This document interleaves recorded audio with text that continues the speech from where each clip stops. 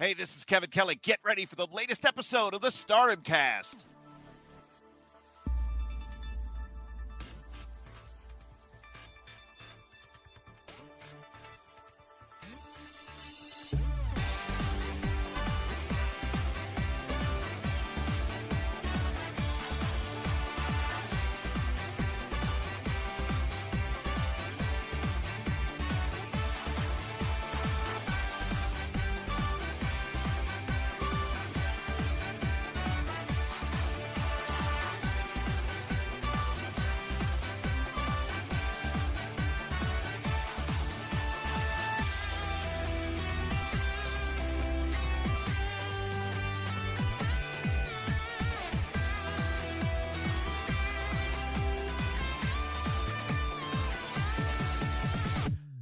Guys, and welcome to the Stardom Cast. I'm your host, Rob Goodwin. I am joined, as ever, by my good friend, Matt Turner. Matt Turner, how are you, good sir? Rob Goodwin, my good friend. Always great to hear your fantastic voice on this beautiful, beautiful day that we're having as we're getting to the close of the end of summer. How's things over there in the land of Johnny Saint and Ozzy Osbourne? I mean, it's difficult to be sad when we do have such greats such as Johnny Saint and Ozzy Osbourne. But obviously, as we record this, it is the closing days of August, and I am sat here. We do actually have some, or we did. I've just turned around and there's grey clouds again. But yeah, we've had some chilly weather to the point where I am actually wearing fleecy socks, which is something that I feel probably shouldn't happen in August. It definitely shouldn't happen in August, but there we are. What sort of temperature are you looking at in good old Philly? We are looking at 82 degrees, it says. When I woke up this morning, it was raining really, really hard, and I thought that was going to be the day. But normally when it rains really hard like that, it doesn't sustain too long. So the rain probably only lasts about 4 or 5 minutes, and around 8 o'clock this morning, the clouds peaked out. So here we are about 4 hours later, and it's gorgeous out. It's beautiful. So enjoying it while we can. Before we know it, the leaves will be falling. Then after that, it'll be time to shovel the snow, Rob. So yeah, that's that. But I'm glad everything is well over there. As you know, and some of our longtime listeners know, we do not like to start the show all doom and gloomy, but unfortunately, Rob, we are all part of the dysfunctional family that is the wrestling family, and this has been a really tough year for us wrestling fans with debts. We had obviously Jay Briscoe, Iron Sheik, Lanny Poffo, Superstar Billy Graham, and probably within about 36 hours back-to-back this past week, we lost Bray Wyatt and the living legend himself, one Terry Funk.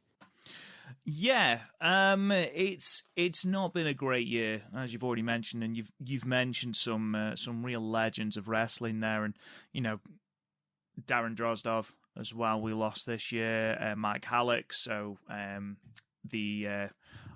is the guy that he's most famous for playing?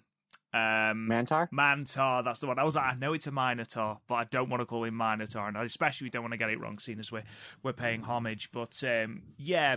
Obviously, this week we lost Terry Funk, or last week as we're recording, we lost Terry Funk, and you know you're gonna pay a little tribute to the Funkster shortly, and it's never easy losing someone who's so pivotal to the wrestling scene and has been so pivotal for as long as Terry Funk has. Especially when you look at his storied career throughout, you know, the US and Japan, and the fact that he would not retire, he would not stay down, and he's going to be sorely missed. And then, as though that wasn't enough, we got the really quite awful news that Bray Wyatt, Windham Rotunda, passed away on, I believe, was it Thursday? He passed away. So just under a week ago, as we record, which I don't want to downplay Terry Funk's passing by any stretch of the imagination. But Terry Funk, at least, it felt like he'd lived a good portion of his life, whereas Bray Wyatt, as he passed, was 36 years old. He's got four young kids, and from the outpouring of of love online that I've seen from wrestling fans, friends in the wrestling business, people who did work with him regarding, even people who were doing his masks and things like that, have said just such how a kind-hearted, gentle soul this man was. And, we can argue until the cows come home about the direction of his booking and, should he have won that match? Should he have won this match? One thing you can say is he is one of the most creative minds in pro wrestling.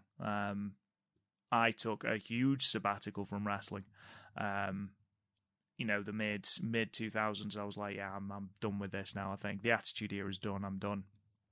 And I often credit Bray for being the reason that I got back into wrestling.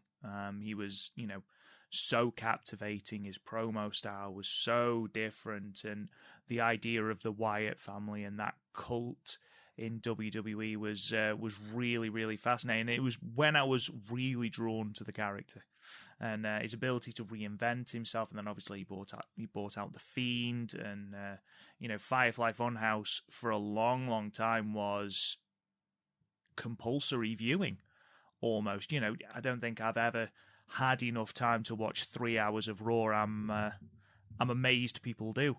My fair play to you if you manage to sit through, that and 2 hours of SmackDown every week. But the Firefly Funhouse segments were the thing that I would check out on YouTube every single Tuesday morning. Was there a Firefly Funhouse segment? What did Bray do? Unfortunately, I don't think Bray was ever really the same after losing Brody. Obviously, we lost Brody Lee in 2020. But, for all the outpouring of love that we have for Bray, it's important that we remember his family. This, by all accounts, he was fighting. This was sort of brought on by COVID. And then I think Fightful Select and a whole host of other places have reported that it was a heart attack that ultimately there was the ultimate factor. But I'm not going to go into all the details here, but if you go into, if you look at, the manner of his passing, it truly is heartbreaking. I know that the WWE I believe that the cut that superstars make off their merch is something like 5%. Which, again, I imagine is a debate and a discussion for another podcast. But I know that WWE have announced that 100% of any merch that they sell with Bray Wyatt's name attached to it, they're giving 100% to Jojo Offerman and the young kids, which is fantastic. So if you want a way of supporting Bray's family and the ones he's left behind, then go and buy your Bray Wyatt merchandise and on the WWE store. It was I haven't been able to watch the SmackDown tribute show. I simply haven't been able to bring myself to do it because he was and is my favorite wrestler outside of Stardom. Always has been, and always will be. And it's such a shame that we're not going to see the completed arc for this creative character. And by all accounts, as I've already said, what sounds like an absolutely beautiful soul. So again, our hearts go out to his family. To all of his friends, Braun, who of course is, I believe, Bray's second youngest. I believe he's the godfather of Nash. Eric Rowan, of course, who in a short space of time has lost both Luke Harper and Bray. It's not an easy time. And I know we're a Stardom podcast and we delve very, very little into the world of WWE, but this is news that permeated all of wrestling, as you said before, Matt. So rest in peace, Windham. And our thoughts, prayers, and good vibes go out to your family. Yeah, very well said, my friend. And as much as we talk, as much as I think I like to know about you, I never knew that Bray Wyatt was your favorite wrestler outside of Stardom. So, yeah, I know that, just texting back and forth, this was a little hard on you. I did not realize that. See, I learn something new every day. And as Rob just said, folks, and if you're new to the podcast, we have new people all the time. And thank you so much for giving us a chance. Anytime like a major person passed away in professional wrestling, it is a Stardom podcast, but at the core, we're a wrestling podcast. We will always say something in tribute at the beginning of the show. And right before Rob and I recorded, we said, hey, Rob, why don't you take, you say something about Bray Wyatt, because I know you're a big Bray Wyatt fan, and I'll take the Terry Funk part. So now I can do podcasts. I mean, anybody can, about the legendary Terry Funk. You mentioned Bray Wyatt was 36 years old when he passed away. I think Terry Funk's wrestling career was like 10 or 12 years longer than Bray Wyatt passing away. So there's so much you can talk about Terry Funk, but where Terry Funk really hits home for me is, I remember I was probably wrestling about a year or two when the Rise and Fall of ECW DVD came out.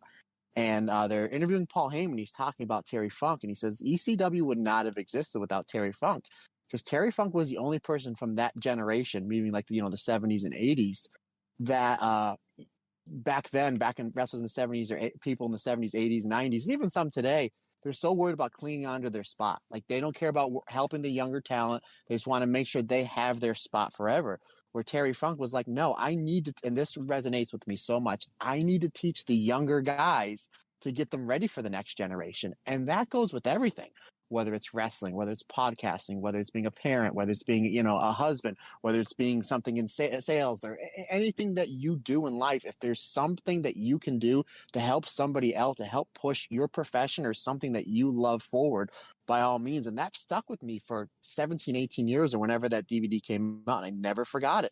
The fact that Paul Heyman was so adamant that Terry Funk was like, no, I need to help the younger guys out. So there is a wrestling business for me to love and me to cherish and me to push. And there's a very famous speech that Paul Heyman did. It was on Beyond the Mat from Barely Legal, which I believe was April 13th, 1997, where Paul Heyman said before the show started, thank Terry Funk for being unselfish in selfish times. And that's Terry Funk to a T. We've seen so much stuff posted on social media where Terry Funk is your favorite wrestler's favorite wrestler. Obviously, Tommy Dreamer's favorite wrestler, Mick Foley's favorite wrestler. Ric Flair has nothing but glowing things to say about his feud with Terry Funk in 1989. The I Quit match and the Clash of the Champions match. Those are two of Ric Flair's all-time favorite matches. And Jerry Lawler has gone on record multiple times saying Terry Funk was his favorite opponent. That empty arena match. You want to know how to do a match in front of no fans and really work towards a camera and the cameraman? That is exactly how you do it. And I believe one of the cameramen or one of the photographers for that match might have even been Jim Cornette, or somehow Cornette was involved, something like that. But that's how you do a match in front of no fans, that empty arena match with Jerry Lawler. I believe it's on YouTube. I think it's very easily accessible. And I'm just going to end this little segment before we get into the Stardom stuff with just a story that I remember. Tommy Dreamer was on, it was either Colt Cabana's podcast or Stone Cold's podcast, like 10, 11 years ago. I forget which one. And bear with me, because I haven't heard the story in a handful of years, so I might not have everything lined up. But the gist of it was, Tommy Dreamer had a wrestling company called House of Hardcore. I don't know if it still exists or if he does shots from time to time, but he had Terry Funk booked for the show. And these shows would take place up in the Northeast area by me, New York, Philly, something like that. And he had Terry Funk booked to do a meet and greet and then just to do a run-in on Tommy Dreamer's match.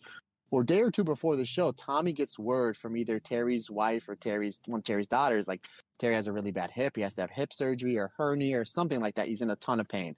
Tommy calls Terry up and said, don't come to the show. You have to sit you got to sit in the airport. You have a 7-8 hour flight. Don't come to the show. Don't worry about the money. Don't worry. We'll figure something out, Terry. You take care of yourself. And Terry, just being so old school, was like, no, I need to make my shots, because not only are the fans counting on me, but the boys as well. Because he knew damn well that Terry Funk was going to sell tickets, even though obviously he wasn't wrestling, but people were paying their money to see Terry Funk, whether it was at the meet and greet or an interview or whatever. So Terry knew that some of the house would be drawn off him. And even though he was in so much pain and he could barely stand, he still made that flight from Texas all the way to New York, or again, Philly, wherever it was. And Tommy was like astounded he was there. And he's like, Terry, you don't have to do the running.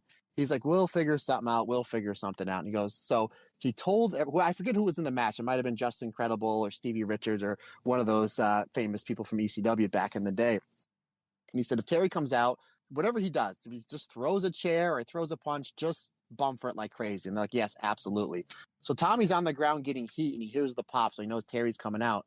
He looks over, and Terry's DDTing whoever it is on like the stage, like the old WCW stage, like the Stardom stage. He's like, this guy can barely walk, and he's taking this long plane flight. And we told him not to do anything, so he said if he's dead set on doing this run-in, let him just throw a punch or throw a chair or something so he doesn't get hurt. And it turns around, there's Terry Funk DDTing whoever it is with all of his might, because Terry Funk is just so old school and so tough, and nobody has a bad word to say about Terry Funk. And it's just, again, 79 years, God bless. I know his wife passed away about a year or two ago. So at least, we have solace that they're reunited in heaven. But Bray Wyatt and Terry Funk are two wrestlers that will absolutely live on forever. So rest in peace, and thank you both to Bray Wyatt and the one and only Terry Funk. Indeed. Could not have put it better myself. Let's move on then to issues pertaining to Stardom. But before we do, Matt, let's talk a little bit about Patreon. What is coming up this week? On the Patreon, Rob Goodwin, it is, by the time you listen to this, it should be in your Patreon feeds. As far as me doing solo podcasts, I would say it's my finest hour. However, it's my finest 2 hours and 20 minutes. Yes, the entire Saya Kamatani World of Stardom Championship run. I knew it was going to be long. It'll probably be about 2 hours and 20 minutes. That'll be up in your feed. I hope you enjoyed. I put so much, just like I do in every episode, but there was so much love, so much passion that I put into this, going back, watching all 17 of those matches. And I had an absolute blast, literally talking to nobody, talking to my microphone for 2 hours and 20 minutes. That should be up in your Patreon feed by the time this drops. Also, what should be up in your Patreon feed by the time this drops is Rob and I recorded back-to-back earlier this week. We did What If Io Shirai Never Left in 2018, and we did a little fantasy booking if Io stayed in Stardom just a little bit longer. We had a really good fun time doing that. And we also did a roundtable discussion. Unfortunately, our schedules didn't line up with anybody. So it was just Rob and I. I hope you enjoy that. Obviously, if you're listening to this, you must. We did a roundtable discussion of just the top tag teams in Stardom history and just talked about certain angles and certain things and certain matches we liked. And also, we just released this past week, in my opinion, in my opinion, it was my favorite alternate commentary we've ever done, and I loved every single one. I thought this one was an absolute slam dunk. We did the alternate commentary of the Generation Struggle match from earlier this summer from the super loud, super heated, super passionate fans from Cork and Hall. It was Saya Kamatani teaming with Utami, Suzu Suzuki, and Maika to take on the team of Tam Nakano, Eskimo Tam Nakano. You'll find out why if you listened to it yet. Eskimo Tam Nakano, Mayu Iwatani, Sherry, and Giulia. So that is basically what is going to wrap up August for the summer of Saya. Now, Mr. Rob Goodwin, do you think we should tell the fantastic listeners of the Stardom Cast what we have coming up in the month of September? I think we shall, good sir. Let's do it. So the voting actually just ended about an hour before we started recording. So the bi-weekly podcast for the month of September will be Giulia's 2020 Cinderella win and Azumi's entire high-speed championship run, this last run that just ended just a handful of months ago. So that's what will be coming up on for the bi-weekly podcast. For the What If episode, we will be doing What If Arisa Hoshinki did not get injured and was still wrestling. So that is going to be an absolute fun one. That one may go a while, which I'm all for because I can't wait to start writing down my ideas, and I can't wait to hear your ideas as well. Our roundtable discussion will be our top 5 Wonder of Stardom championship matches of all time. And as far as alternate commentary goes, Rob, would you like to let the listeners know what your 2 matches are? Honestly, Matt, I will tell them what we are watching this week because I've already forgotten what my second match was. I'm sure I announced it, and now I'm terrified that I'm going to say it wrong because I've completely forgotten what it was. No, you didn't. You just announced the first one. So why don't you go first, and then I'll do my 2, and then I'll do our All Japan match, and maybe that'll give you a little more time for you to remember. If not, no big deal. Let's do that.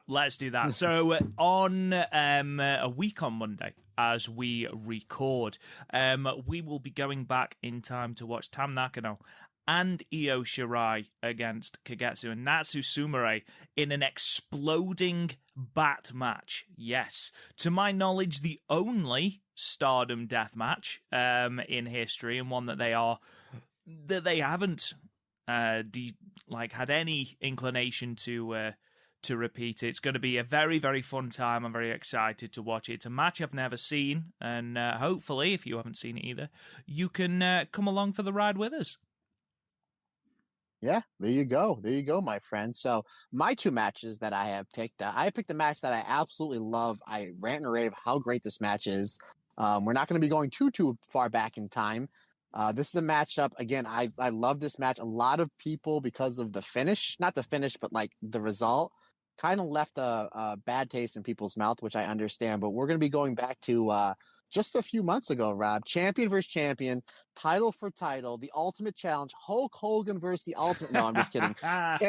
World of Stardom champion Tam Nakano versus Wonder champion, Stardom champion Mina Shirakawa. I absolutely love that match.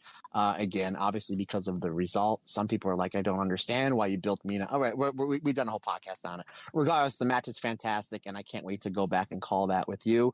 And speaking of great matches that are for the Wonder of Stardom championship, a matchup that kind of gets overlooked because of just how great these Wonder of Stardom championship matches have been over the past 3 or 4 years.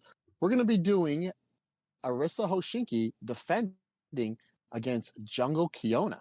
So those two matches I'm really looking forward to, as well as some exploding baseball bat death match with you. So also we're going to be doing for the fifth alternate commentary, which we usually dive into the world of either All Japan Women or All Japan Pro Wrestling. So paying a tribute to one Terry Funk is a match I've seen it only one time. I think the last time I've seen this, it was on VHS. So this is how long ago this was, but I just remember the heat in the crowd being absolutely crazy. Terry Funk teaming with his brother Dory Funk Jr. to take on the tag team of the Sheik and Abdullah the Butcher. It's a match that's very well lauded, very, very bloody. A match that we will not be seeing many hammerlocks, many spinning. You may see a spinning toe hold, but you get my drift. But yeah, I have not seen this match. It's got to be well over 20 years. And I just remember the crowd. I believe it was in Budokan. It was just absolutely crazy. The Funks were crazy over his baby faces, and Sheik Abdul the Butcher were two of the scariest people in all of wrestling. And then you throw in an absolute crazy, chaotic brawl. I'm excited to go back in time with you, sir, to call that one with you, my friend. Absolutely. And you're right. That has given me inspiration for what my second alternate commentary is going to be. Now, I was unfortunately in Edinburgh when Stardom put out their Stardom Sunshine pay-per-view in Yoyogi National Stadium. Or National Gymnasium, should I say, that saw the main event of the Loser Must Leave Unit Steel Cage 12-man tag team match between Oedo and Queen's Quest. Their format, we are going back in time, even closer to June, and we are going to be looking at that main event: Azumi Hina, Lady C, Miyu Amasaki, Saya Kamatani, and Utami versus the Oedo team of Momo Watanabe, Natsuko Tora, Rino Ruaka, Saki Kashima, and Starlight Kid, all in a cage. So that is what we are going to be looking at for my second alternate commentary. Now, Rob, I want to give you and our listeners a disclaimer. I've watched that match 4 times, and I've cried at the ending all 4 times. So I can't guarantee I will. I can't guarantee I won't. So obviously there was not a camera on me when these other 3 or 4 times I viewed it has happened. So there's a possibility at the very end of this match I may be moved to tears, which just goes to show you how great that storyline was with Oedo Tai and Queen's Quest, especially with Utami, Momo, and Saya Kamatani. So, oh boy, I'm getting all misty-eyed over here just thinking about it. So, oh man, I'm super excited as always for these alternate commentaries and just the entire Patreon for the month of September. Seems like we're, as always, my friend, we're loaded with some fantastic stuff. Yeah, absolutely. It's going to be a very, very, very good month. Just to sort of cap this part off, the remainder of this week, so obviously our free podcast will drop for patrons on Thursday, the 31st of August, and on the free feed on the 1st of September, the round table will drop for our $10 and up patrons on the 2nd of September. And the What If, the Io Shirai What If, that is going to drop on Sunday, the 3rd. So we have got an absolute jam-packed week this week in terms of the Patreon. So, yeah, if you haven't already gone and checked it out, now is the perfect time to go and check out over 100 bonus episodes of the Stardom Cast. Let's move on then to a little bit of news. There's only a little smidgen of news, and that is concerning, as it always seems to be at the moment, Kairi.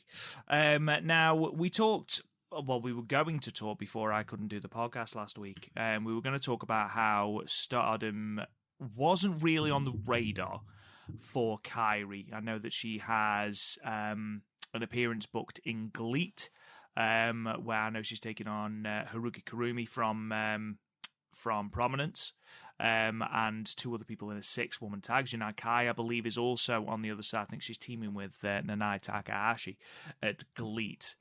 She's also doing the All Japan Wrestling show, but Stardom was conspicuous by its absence. However, she has posted on Twitter, Kairi, that she had a sit-down meeting with Rossi Ogawa and sort of alluded to one more Stardom match. And I think if it would be very unfortunate were it be that Kairi was leaving Japan, as many people believe that she is, if she was leaving Japan and not wrestling that one final match in Stardom. And the reason I've brought this up, Matt, I feel like we spend a lot of time talking about the voyages of Kairi, for lack of a better pun.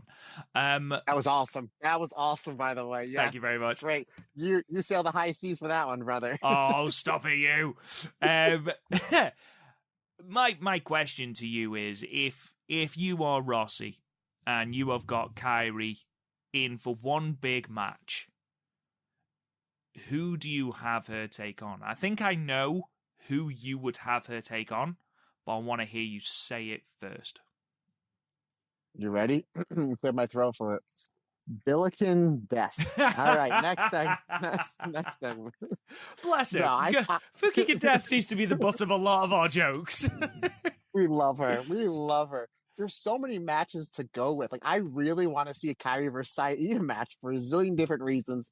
Obviously, this is her final match in Stardom.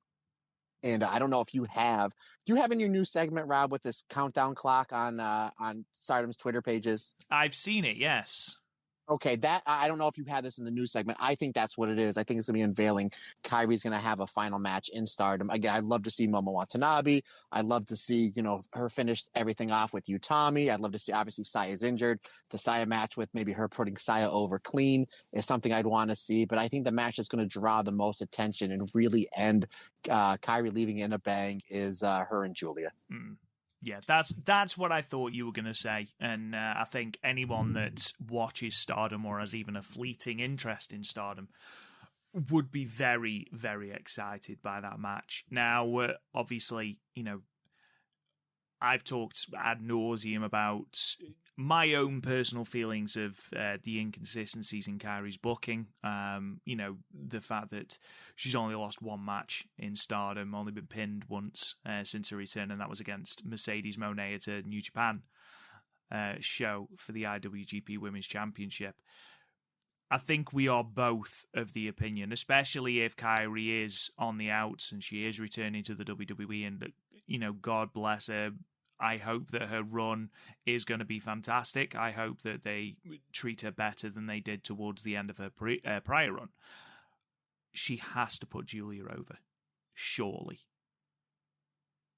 I agree. And like I said, I think that's what this, as we're recording, we're about like 1 day and a few hours away from this clock countdown. And I think that's what it is. I think that it is going to be the unveiling that Kairi's going to have a final date with Stardom.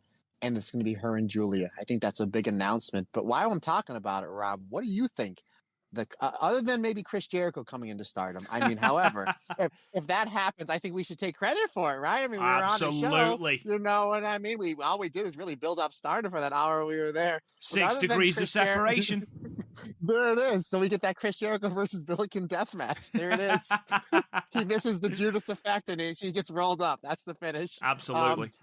What was my question? We're off the rails already, brother. What do you think that clock is, that countdown is? I mean, it could be any number of things. Is it a new Meltier World Tour? Oh my God! Oh, I just fainted. I know. Well, I'm surprised you're still okay with Meltier after the news that Taichi and Tam Nakano were going on a date, or Tam Nakano, should I say? Is it? I mean, it literally could be anything. I think if it is going to be the announcement of a Kairi final, that I think personally she is going to fight Giulia. I think she'll probably fight Giulia for the New Japan Strong title after Giulia successfully defends it against Risa Sera on Sunday, and I think Kairi will be the one to challenge afterwards, whether it's by video or whether she storms the ring and challenges Giulia. I imagine that's what we're going to do. In terms of that countdown clock, honestly, your guess is as good as mine. A very, very boring and bland suggestion is that it's a pay-per-view announcement. Maybe it's going to be the announcement of the Dream Queendom show at the end of this year.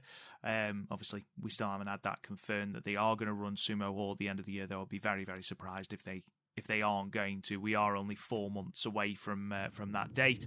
I'd be surprised if they don't announce that at a pay-per-view. Stardom seem to have a pay-per-view and then announce another pay-per-view. And I think, unless I'm very much mistaken, they've announced pay-per-views up until the end of October. They've got that Halloween one announced for the 29th, I believe. So I think the chances are it is some sort of event, or it's going to be something really, really anticlimactic, and it's going to be the opening of a pop-up store or something like that. Fingers crossed it is something slightly more interesting, Matt.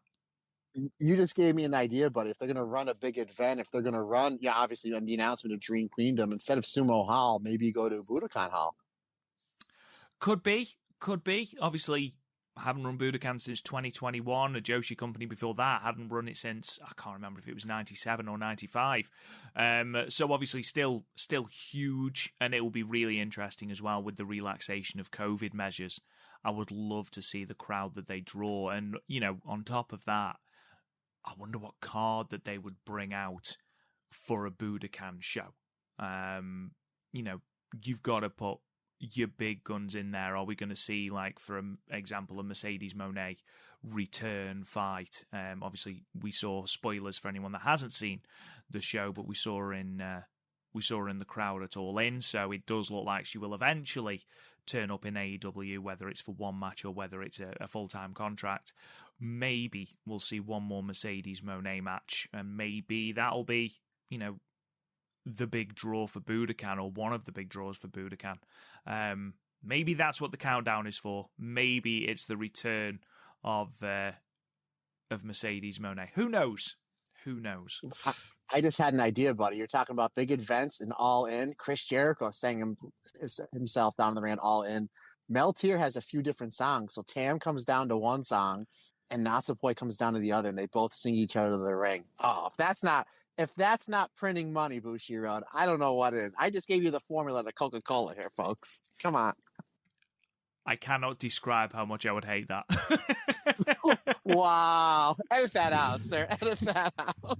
However, I must admit, before we move on to the shows that we're going to review today, obviously I did mention that there's a thing on, I can't remember if it's the Stardom YouTube channel or the New Japan YouTube channel. They seem to be leaning into the Taichi and Tam thing, and Taichi declared his love to Tam, and Tam pretty much turned him down flat, and then they've arranged to go on a date. I believe it's going to be filmed for whatever YouTube channel it's for. But there was a tweet, and I can't remember who put it up, but it's the best line.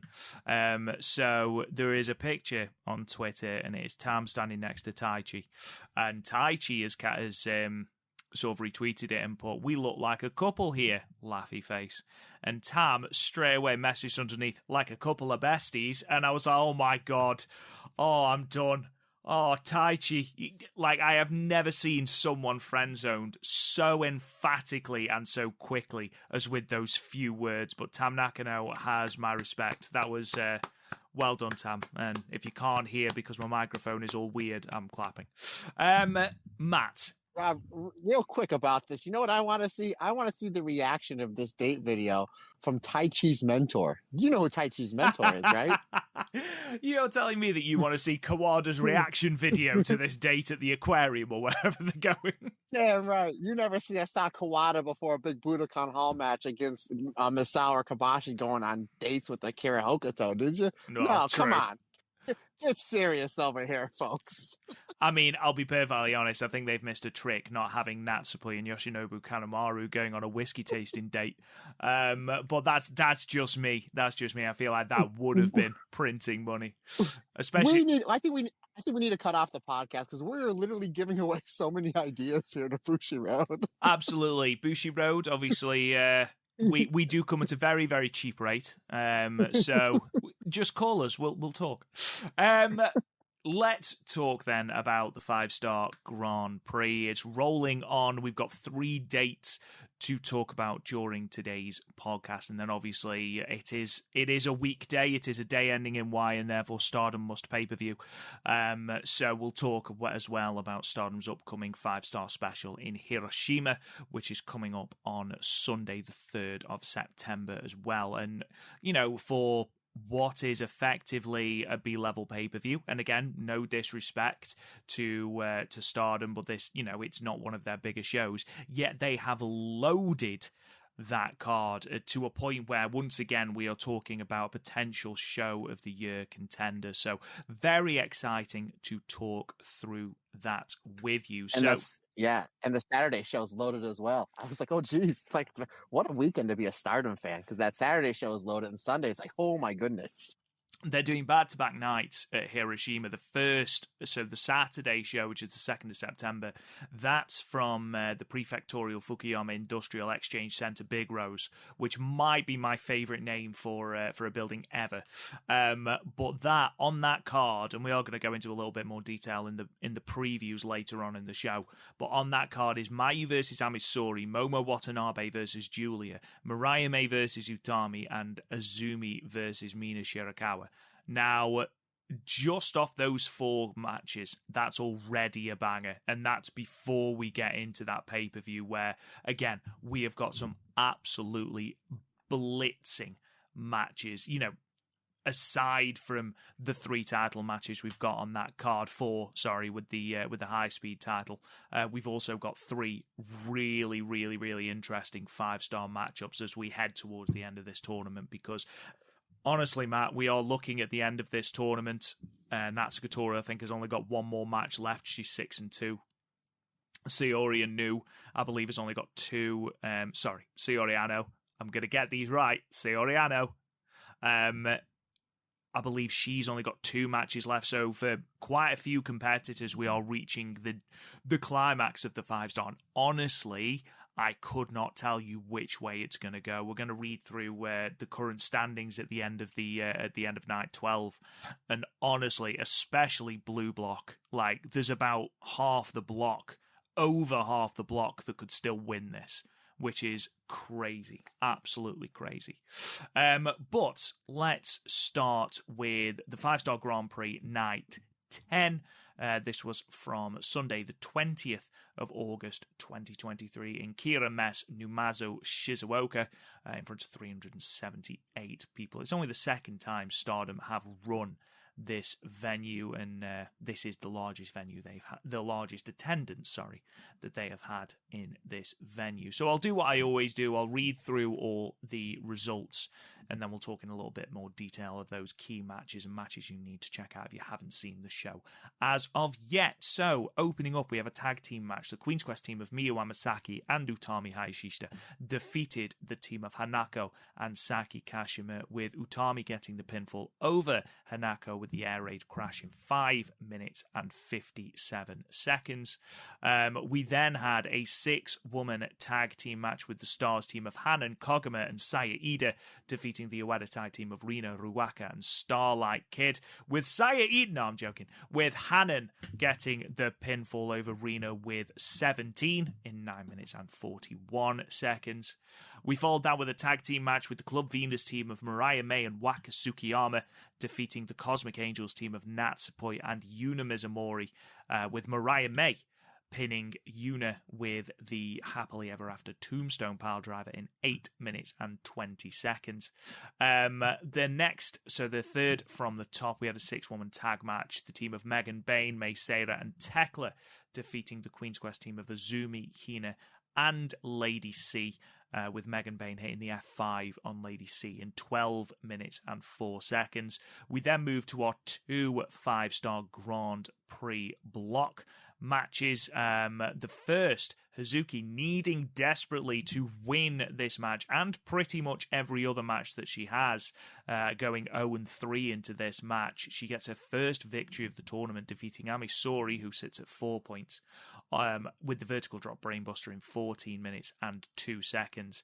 And then in your main event of the evening, Natsuka Tora moves to 8 points, defeating Maika and Utami, who stays on 5, in 13 minutes and 7 seconds with the Swanton Bomb. Now, before we talk about anything, Matt, I don't know if you have seen this, but going round on, it is either Twitter or Instagram. And if you haven't seen it, I actively encourage you to check it out, because it is one of the cutest, most wholesome things you will ever see. It is about a woman who owns some ducks. And you're probably thinking, Rob, where on earth are you going with this? I'll tell you. Basically, this duck was rescued, I believe, and is just completely infatuated with its owners, which is beautiful to see. And they now have a game where the woman will throw the duck into a pond or into the little paddling pool. The duck will instantly get out, run back towards the woman, and they will do the same over and over again. And it's a really wholesome video. And all I can think of during that is Megan Bayne and May Sarah, because honestly, May Sarah has got to the point now where she's terrified of Megan Bayne picking her up and launching her over the top rope onto people. But she also loves it and is starting to beckon to her to do it. And honestly, I think on the undercard during this tournament, one of the most entertaining things has been the chemistry between Megan Bayne and May Sarah, Matt. You didn't, I know we were texting back and forth yesterday. You didn't see the undercard match from the 27th with Megan Bayne and May Sarah, did you? I didn't, I'm afraid. Okay, I'm going to forget to talk about it. It wasn't must-see. I was Lady C and somebody else at the top of my head. My notes are a little bit further.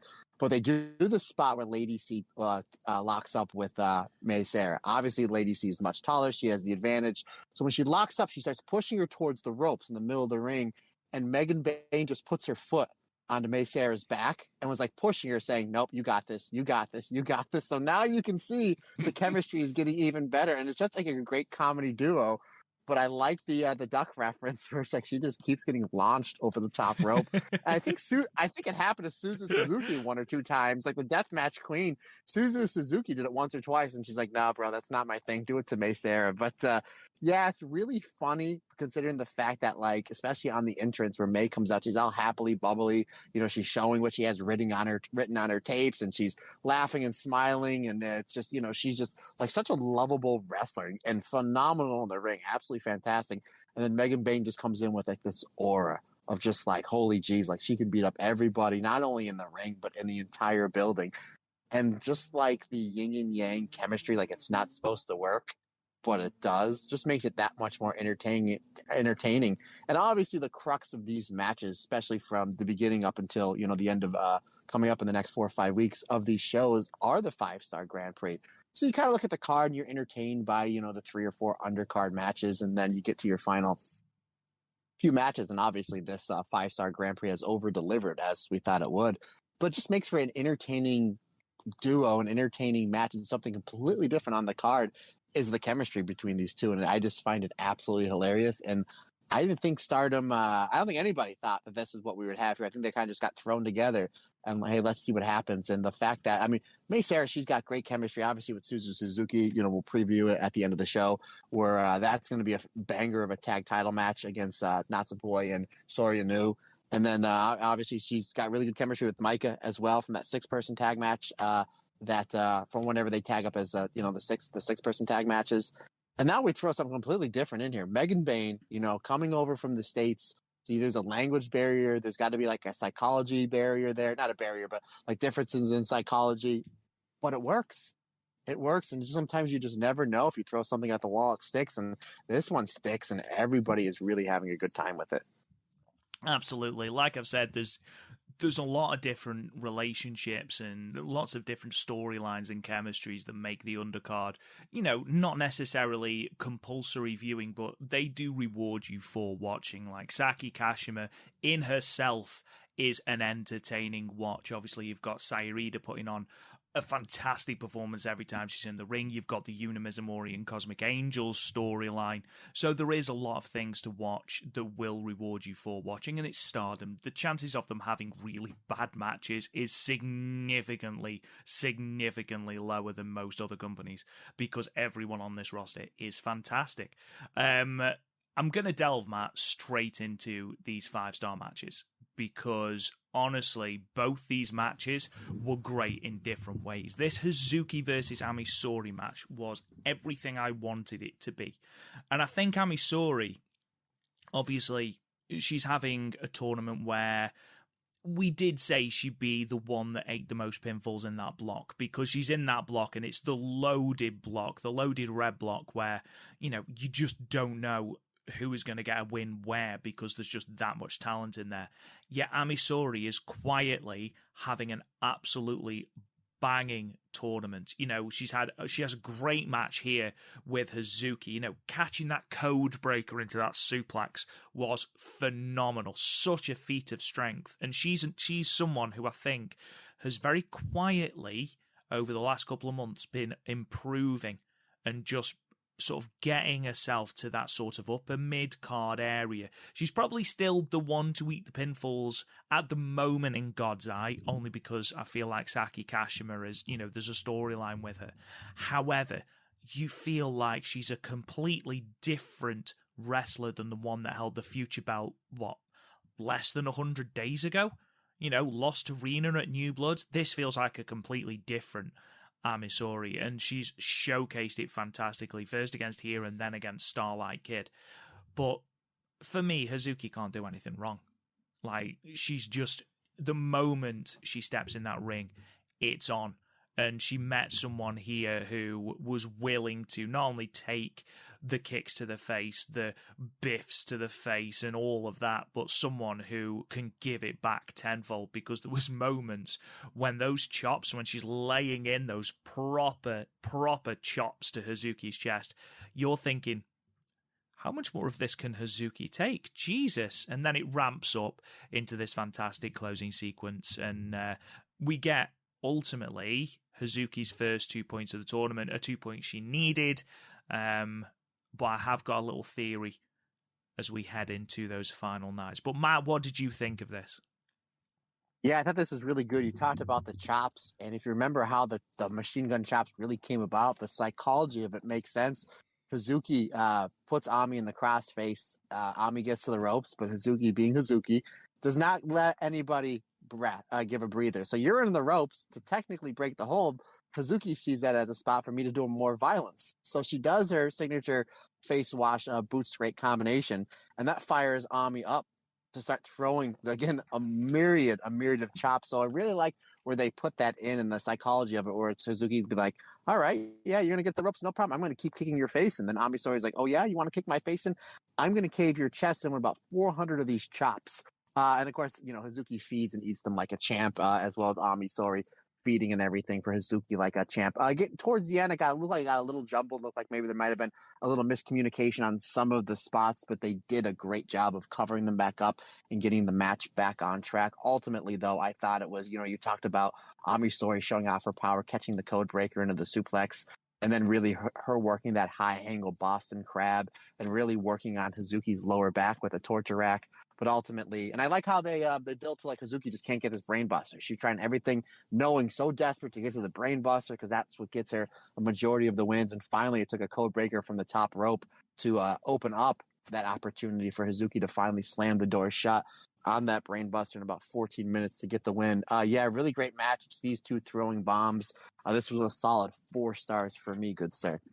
What I particularly enjoyed was the very subtle facials of Hazuki, and the more desperate she gets, the closer we get to the time limit, and B, the fact that she can't get this brainbuster away and she's really selling the fact that, right, I'm 0-3. If I go 0-4, I am out of this tournament. That was another thing that I thoroughly enjoyed from both wrestlers, but especially Hazuki. I gave it 4.25, actually, Matt. I don't know whether my bias for Hazuki at the moment has slightly coloured my opinion, but I must admit I am all on the Ami Sourei train because I think she's done an absolutely tremendous job in the tournament thus far.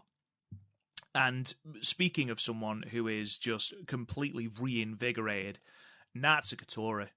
Like, going into this tournament, even though Tora had improved, even though Oedo is light years different from potentially the most boring incarnation we had of the group back in 2020 and early 2021, I still didn't quite view Tora as a threat, and I don't know why. I just didn't see it. Here and during this tournament, Stardom, well done. You have built Tora in the space of these 8 matches into a credible threat and someone who genuinely, spoilers for the next show that we're going to be reviewing, if Natsuko Tora were to take the red belt from Tam, I wouldn't hate it. I wouldn't hate it at all. Because not only is Tora putting on fantastic matches, reminding everyone that she is a fantastic wrestler, her matches against Syuri, this one against Mayu here, and genuinely the match against Natsupoi I really enjoyed as well.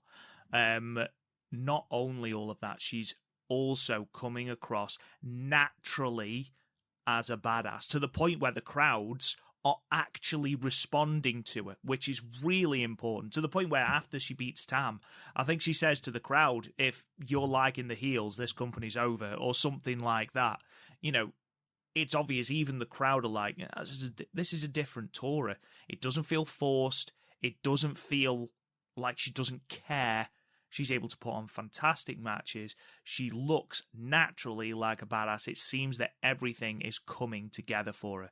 And I don't want to say that I called it, Matt. I don't want to say that I called it. You know me, I don't like blowing my own trumpet, but goddamn, I was right. Where do we sit? We're halfway through the tournament. Who is top of the block? Natsuko Tora. I called it, my friend. I get so few victory laps on this podcast that I am taking a very ill-deserved one here, because I said that at the halfway point of the tournament, Tora would be dominant and would be at the top or near the top. Didn't I say that? Rob, I think we both said and agreed when we did our 5-star preview that come the final night of the tournament, that Tora would be somewhere in contention to make it to the final, and she has Hazuki on the final night. And I think we both agreed that Hazuki would be the one to knock her off. So considering the fact of how much we get wrong on this podcast, especially this year for the Cinderella tournament and this 5-star, the fact that me and you are both dead on point. Because I think if Tora gets one more win, I think she's into the final, something like that, because she's blown by the block. And obviously we'll get to the results here after these 3 days. But the fact that we got that one right. You said you didn't want to toot your own horn. Rob, I quote Roddy Piper a lot on this show. I'm going to right now. Roddy Piper said on an episode of Tuesday Night Titans where he said, Vince, they say you're not supposed to toot your own horn. I say, who better know the tune, right? Love it. Piper's the man. But yeah, me and you were both pretty well dead set on that. But yeah, you're absolutely right what they've done with Tora. And I actually just I watched her match just with Natsupoi just yesterday, and I tweeted out, they've literally taken this tournament and they have made a new main eventer. Like as if the roster's not loaded enough. Obviously, she has these matches with Mayu, Tam, and Natsupoi. We'll get to the Mayu match here in just a moment.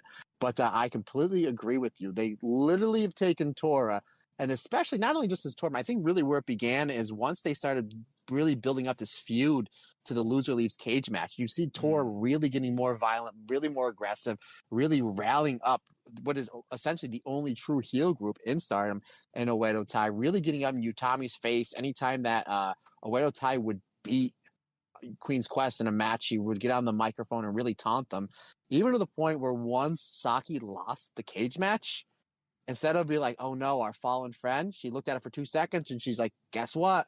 Saki's the one that screwed the pooch. She's the one that lost. Let's gang beat her. And that's what a heel leader does. Here's Saki that loses the match. She's the last one there. She's dead to rights. She's in the middle of the cage, beaten to death. And what does Tora do? She gathers everybody up and just starts, kicking a person when they're down. Again, let's quote somebody else from the 80s. Like Bobby Heenan would always say, don't punch a man when he's down, kick him. It's a lot easier. And that's what Tora did. And that was really the genesis of this. And I think that's was our mindset. We finally got one right. Even a broken clock's right twice a day, Rob. We finally got one right that we said kind of going this tournament, the way Tora's been built, they can do a great job building her up. And then, obviously she's having the best matches of her career. She looks like she's in great shape. It looks like her core is getting stronger and her shoulders and her arms are looking more defined.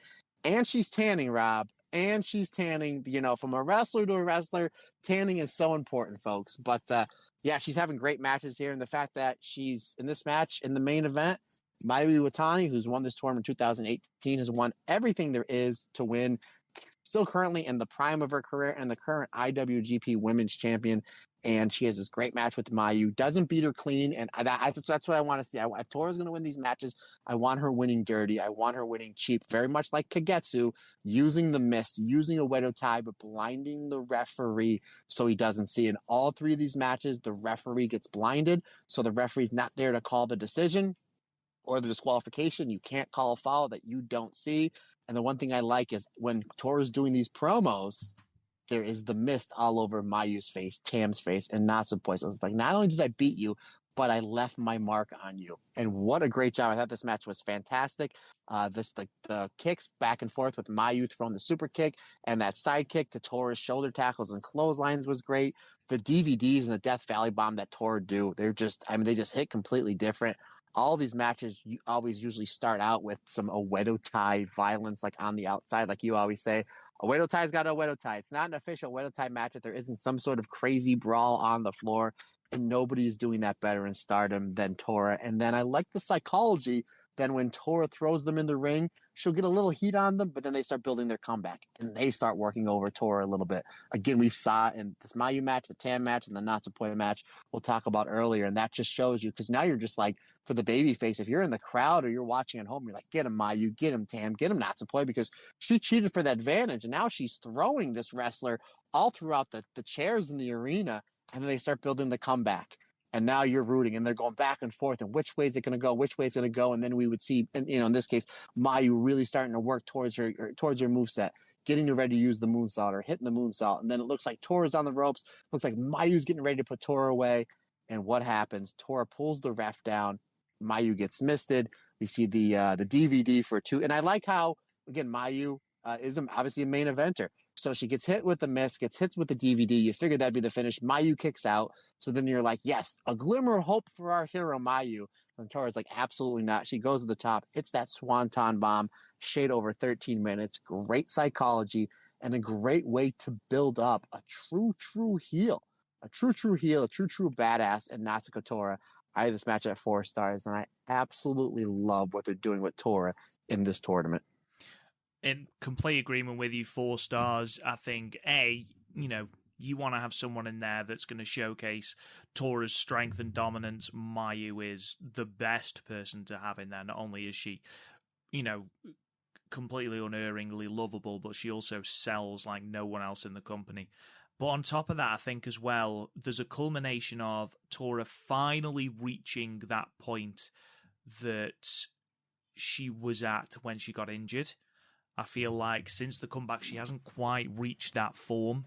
And I think that's just coming at the right time for her. And I think as well, she's found that balance between the Oedo cheating and still putting on captivating matches. Because one of my main issues in 2020 and 2021 was that the shenanigans and the Oedo stuff, it wasn't inventive, it was boring, it was tired, it was the same stuff over and over again. And you forgot very quickly how good a wrestler Tora actually is. And now we're not getting lashings of cheating. We're not getting Ruaka hitting everyone with the vegetable crate. We've got the mist, which I don't mind at all, especially when you can build it into into different spots. Like, she misses the mist against Tam, or Tam kicks the green mist out of her face, and then she gets the red one. You've got Natsupoi spitting water at the mist to try and dilute it, which I thought was brilliant.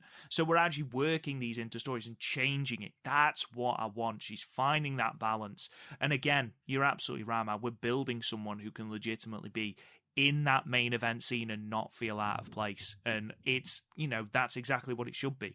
Because in all honesty, you look at the leaders of the factions in Stardom. You've got Syuri, Mayu Iwatani, Tam Nakano, Giulia, Mina Shirakawa, and Natsuko Tora. And of those women, who is the one that you would think, she's not quite there yet?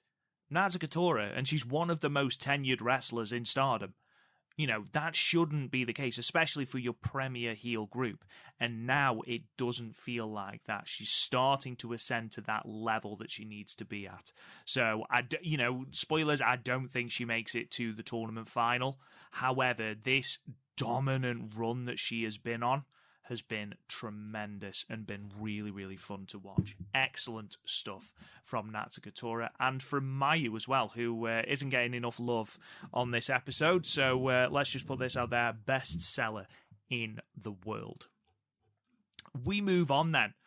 We're moving on to night 11 of the 5-Star Grand Prix, the 26th of August in Nagoya, Japan, from the Nagoya Congress Center Event Hall, with an attendance of 904 people. Your results are as follows. So we've got the Ueda tag team of Momo Watanabe and Starlight Kid, Black Desire, defeating the team of Hanako and Saya Ida, with Momo Watanabe submitting Hanako with the crossface chicken wing in 7 minutes and 11 seconds. We've then got another tag team match with the Club Venus team of Mariah May and Waka Tsukiyama defeating the Queen's Quest team of Lady C and Miyu Amasaki, with Mariah May getting the pin over Lady C with the Happily Ever After Tombstone Piledriver, in 7 minutes and 34 seconds. The God's Eye team of Amisori and Syuri defeated the Cosmic Angels team of Natsupoi and Yuna Mizumori, with Amisori pinning Yuna Mizumori with the Blue Thunder Bomb. That was in 10 minutes and 27 seconds. We've got another Megan Bain squash match in effect, 6-woman tag match. Megan Bain, Mace Air, and Tekla defeating the Stars team of Mayu, Hanan, and Momo Kogo, with Hanan taking the pinfall off of the F5, rather surprisingly, in 9 minutes and 15 seconds. We then kick into the 3 5-Star Grand Prix matches. In red block, Natsuko Tora moved to 10 points, defeating the champion, the World of Stardom champion, Tam Nakano, who remains on 5 points with the Swanton Bomb in 11 minutes and 16 seconds.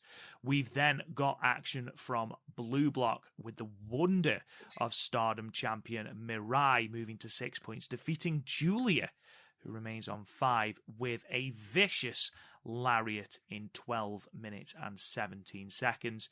And then finally, we have another blue block match with Maika moving to 5 points, defeating Utami Hayashishita who remains on 4 points, with the Michinoku Driver 2 in 13 minutes and 50 seconds. Matt, on this undercard, what should people be checking out? The undercard was solid as usual, but as far as, if you're stuck on time, the one match to go see would be Natsupoi and Yuna Mizumori versus Syuri and Ami Sori.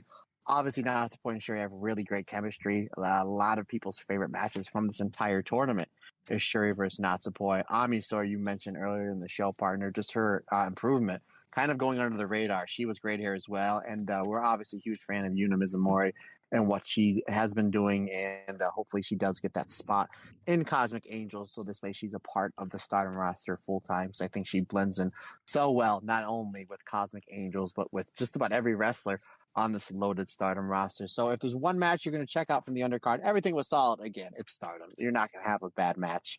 But the Natsupoi and Yuna Mizumori match versus Syuri and Ami Sori is, in my opinion, the best match of this undercard. But now, if there's anything you want to add, partner, let's get into these 3 fantastic 5-star matches. So we start with Tora and Tam Nakano. Tora, of course, moving on to 10 points, defeating Tam. A really good match. Again, I didn't quite enjoy it as much as the Mayu match, but I do understand, obviously, you want to keep your champion relatively strong. It makes perfect sense for Tora to win here. It sets up a title defense for Tam moving forward. Obviously, we've got a few shows before the end of the year. We've got the Halloween show. We've got the Nagoya show coming up as well. I do think that Tam will defend against Mayu at that Nagoya show. Obviously, Tam's never beaten Mayu in singles competition. It makes sense to beat her for the red belt in her hometown. So I do anticipate Tam versus Mayu, especially after they've gone to a time limit draw in the 5-star at Korakuen. I would be amazed if Tora isn't the challenger after that at the Halloween show. It makes perfect sense to have Tam defend against the leader of a Wedatai against the In the Dark Knight pay-per-view or something. It's something very, very cheesily named, but the Halloween one anyway. But overall, again, another great showing for Natsuko Tora, Matt. Yeah, this was violent, quick, really, because obviously, I mean, that's where you kind of need to make sense. Right from the beginning, Tora jumps Tam, sends her to the floor, hits Tam with a Samoan drop onto the floor. Tora just dominates her. Again, pitches her back in the ring, and I like the Tora formula, especially with, some of your favorite wrestlers, Tam, Natsupoi, Mayu, pretty much not on back-to-back nights, but basically their last 3 5-star matches are 3 of the most beloved wrestlers in all of Stardom. So I really like the psychology of her just getting the jump, beating up her poor opponent all over the ring, only for them to make their comeback. And eventually Tam hits this beautiful pump knee that sends Tora to the floor. And then Tam's like, all right, you want to fight on the floor? That's fine with me, because obviously Tam is absolutely out of her mind. She does the high crossbody to the floor. And then the two of them basically spend the majority of the middle of the match just beating the crap out of each other. Tam hitting several violent shootings, which she's trying to set up for either the Tiger Suplex or the Twilight Dream. Psychology makes sense. Working on the neck. Tora does a great job blocking the Tiger Suplex. And she does at a really cool spot. So she blocks the Tiger Suplex and then gets wrist control Tam's arm and then is able to pump out this huge lariat. I really like that. But then Tam winds up firing up, hits several stiff kicks, super kick that sets up to the violent shooting. Tam hits a pump knee and then goes to the top rope. Then Tora grabs the referee and basically says, hey, she's cheating or whatever. That gives an opportunity to pull the ref down. We get the missed blinding spot a la Kagetsu. Kagetsu did it just absolutely fantastic back in 2017, 2018. So you can see that where Tora's channeling her old mentor and the old leader of Oedo Tai and former World of Stardom champion Kagetsu. But ultimately, that leads to Tam's downfall. She gets hit with the top rope DVD, Swanton Bomb, and then another DVD that finishes off Tam. Just like in the Mayu match, I had this one 4 stars, but I agree with your partner. I like the Mayu match just a little bit better. And again, you have Tora defeating the IWGP Women's Champion and the Red Belt Champion. So regardless of what happens with Tora the rest of this tournament, she can lay claim to getting, and we'll get into it at the end, not 2 title shots, but really 3. Really 3. She can lay claim by the time this tournament is over and we're getting to the shows in the fall. She pretty much has 3 ready-made title shots waiting for her. And we just mentioned a few minutes ago that none of it feels forced, and I am all here for it. Yeah, absolutely. I agree with you. I gave it 3 3/4. Not only has she got claims now to 3 titles, but she's also beaten 3 faction leaders. And she's, beaten them fairly handily. Her match against Shiori was great. And then obviously Mayu and Tam on back-to-back shows. It's been a very dominant showing from Tora without a shadow of a doubt. We move on to MIRAI and Giulia, who, if you'd have put into an AI generator, show me a MIRAI and Giulia match. Show me what a MIRAI and Giulia match should be. This, Matt, is what would be generated, because if you'd have asked me, what do you want to see over the next 12 minutes? I'd have been like, bombs. Just throw arms at each other. And they did. I mean, even the lariat for the finish was brutal. There was a moment when Giulia wriggles out of the Miramare shock and floors MIRAI with a forearm. Giulia's forearms were absolutely on fire during this show. Like, she was laying them in stiff to Mirai. But, you know, to Mirai's credit, that's the victories over Giulia. Giulia, who doesn't eat pinfalls, let's just point out. She just doesn't eat pinfalls very often at all in Stardom. That is her second victory in back-to-back 5 stars against Giulia. Mirai has Giulia's number, Matt. Rob, I don't tend to disagree with you, but I disagree with you a little bit. Giulia's forearms technically weren't on fire, or else that would have been disqualification. I just want to put that out there. Obviously, I know what you mean, partner. You know, we have some fun here on the Stardom Cast. Yeah, I believe it was night 2 of last year's 5-star Grand Prix that Mirai defeated Giulia, and I think the finish was like 2 very violent lariats to the neck set up for the MIRAI shock, if my memory's correct. And obviously, if you're on, it's a quick little side plug for the Patreon. If you're part of the Patreon, I did cover Giulia's entire 2022 5-star win. So that is on there. Yeah, this was really good. You're exactly right. You knew what you were going to get. We had great technical wrestling to start. Obviously, Mirai's a great technical wrestler. She does go to the arm quite often. That sets up for the Mirai, the double wrist lock, Kimura, whatever you want to call it. I'm always told that if it has more than one name, it means it works. So, but again, I say this a lot. Giulia's grappling game is very underrated. And not only did she stay with Mirai on the grappling, she really out-grappled her. And really, she was able to get Mirai down, locked her in the STF, and as this was the beginning of the match, which really piqued my interest because I'm a huge fan of submission grappling and grappling in general.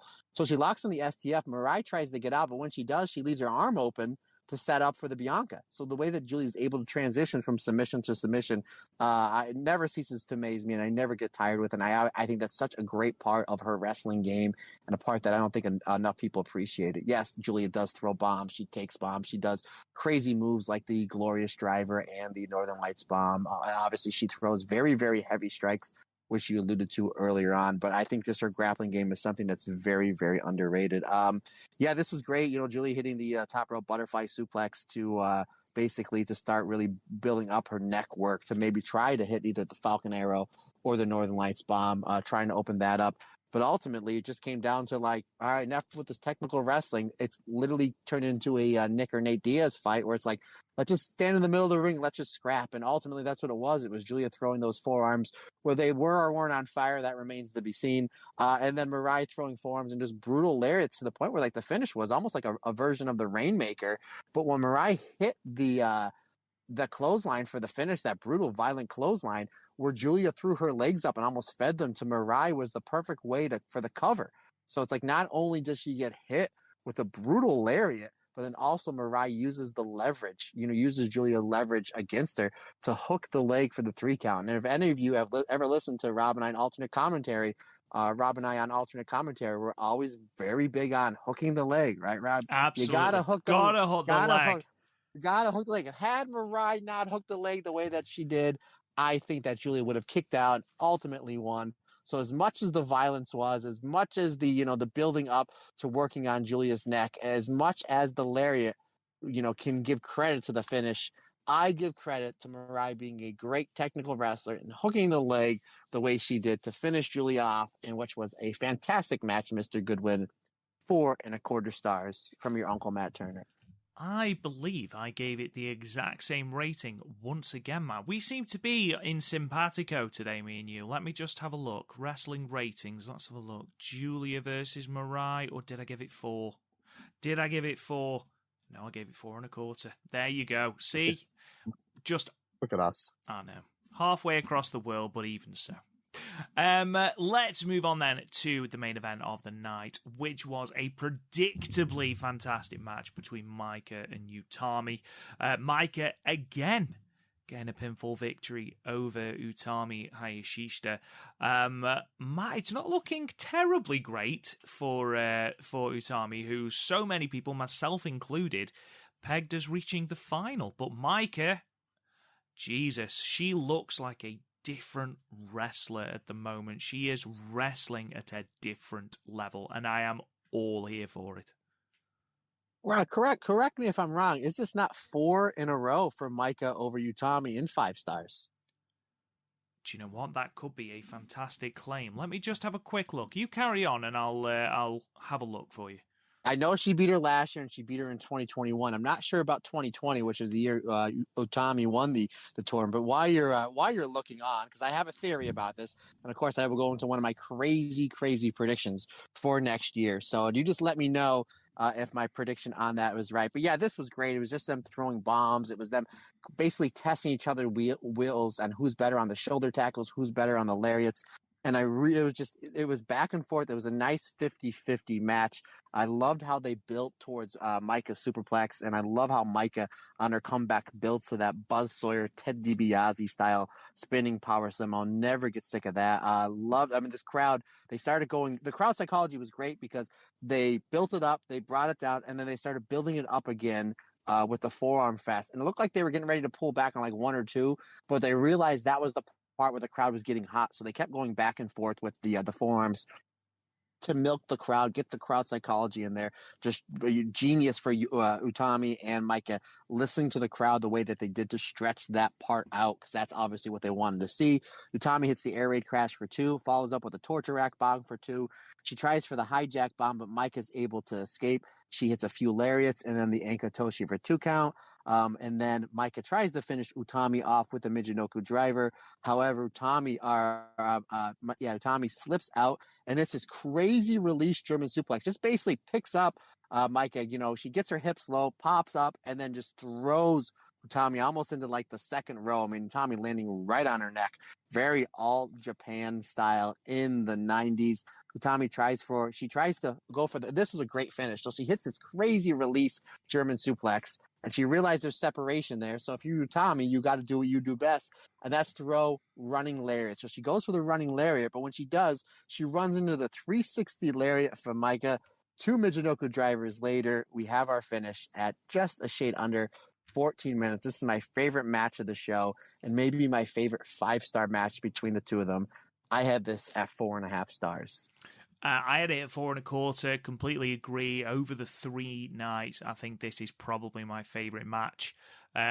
Closely followed by Syuri and MIRAI just destroying each other. But again, we talk about vicious lariats. This had everything you could possibly want.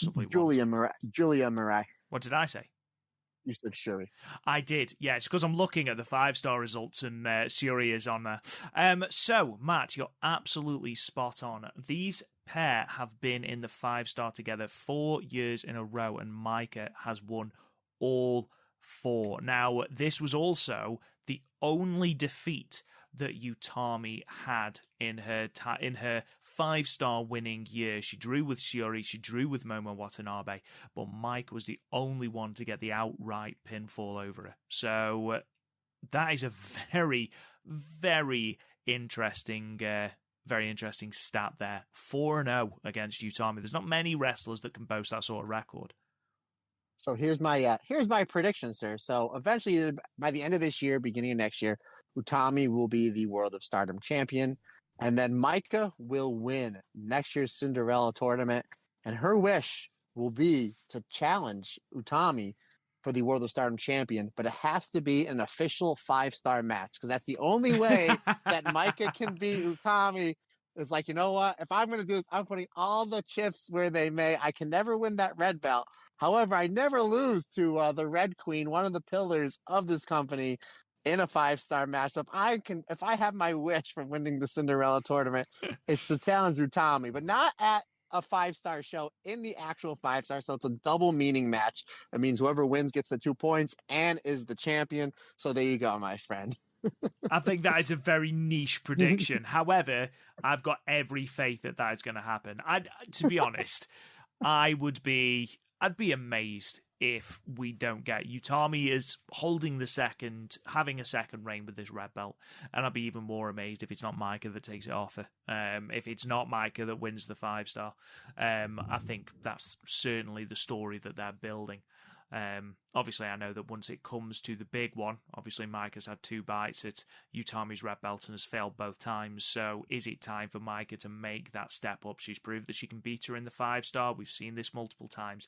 can she win on the biggest stage? And that's potentially the next step in their story, which, great eye, man, because I hadn't picked that up. I knew she'd beaten her at the last three. I'd completely blanked on 2020 because I didn't even realize they were in the same block.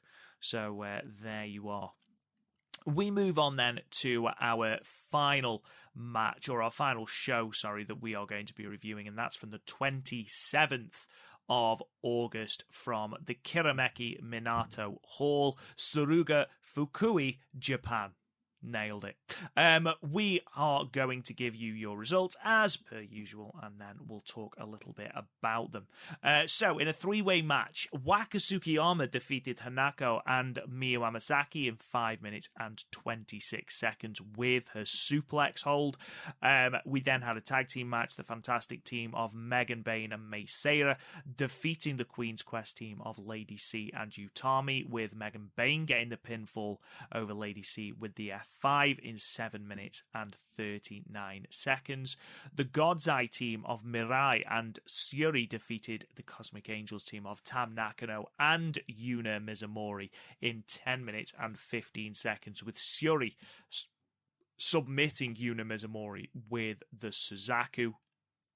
We then had the Donna Del Mondo team of Tekla, Maika, and Giulia defeating the Stars team of Mayu Iwatani, Saya Iida, and Momo Kogo, with Maika getting the pinfall with the Maika drop. I can't remember what the actual name of it is. I meant to write it down, but it translates as Flame Cannon, which sounds so much cooler, in 9 minutes and 28 seconds. We then move to our 5-star matches, 4 of them on this show. In Blue Block, Sayori Anu moves to Sayori Ano. I will get this right. Moves to 6 points, defeating Hannon, who stays on 2, with the Tets Tandra in 7 minutes and 9 seconds. Mariah May defeats Momo Watanabe, moving to 6 points and leaving Momo on 6 points by rolling her up with something that she's calling the Once Upon a Time hold, which is quite a cool name, in keeping with that fairy tale thing. That happening in 11 minutes and 53 seconds. Amisori then defeated Starlight Kid, moving to 6 points, I believe now. No, 4 points, I apologise. And defeating Starlight Kid, who remains on 4 points with the Leica Thunderbolt in 11 minutes and 56 seconds. And Natsuko Tora then completes a clean sweep on this podcast, moving to 12 points, defeating the only other unbeaten person in the block, Natsupoi, who stays on 9 points in 12 minutes and 24 seconds with a Swanton bomb. Matt, what about this undercard? What should people be checking out on this undercard? This was the best undercard of the 5-star. Every one of these matches, the first match, it only got 5 minutes, but still, it was really great seeing Miyu and Waka really work, not together, but against each other. I just want to just really quick go to the main event, or not the main event, but the last match before the 5-star matches with the DDM team versus Stars. So you mentioned you couldn't the name of Maika's move. When she hit it for the fall, I just wrote Maika Buster because I remember it looked like a package pile driver and do like a slam, and I was like, oh, I can actually mention that because I know how to say Maika Buster. It's not some sort of name that I'll have to kind of figure out or say 1,000 times out loud before I get it. But then they changed the graphic came up and they changed the name. I'm like, you got to be kidding me. They also did that. Did you notice too, Rob, that the Mariah May winning with the Happily Ever After Tombstone, the graphic just says Tombstone. Mm-hmm. So I don't know if they're getting away from that or whatnot, but regardless, and I mentioned it about an hour or so ago, Mei Seira and Megan Bayne against Utami and Lady C. Again, the chemistry with Megan Bayne and Mei Seira was fantastic. And Megan Bayne, we've seen these multi-person matches, kind of runs through everybody. She had a really good segment with Utami where they're kind of just firing back and forth. But that's a singles match that I'd like to see somewhere down the line. But definitely, if you have time, watch the third match on this show, Tam and Yuna versus MIRAI and Sherry. Boy, howdy, this was great. I mean, all 4 of these ladies worked so well together. MIRAI and Tam stuff was really, really good. Obviously, they had that Wonder of Stardom championship match a few months ago. They kind of pick up where they left off here.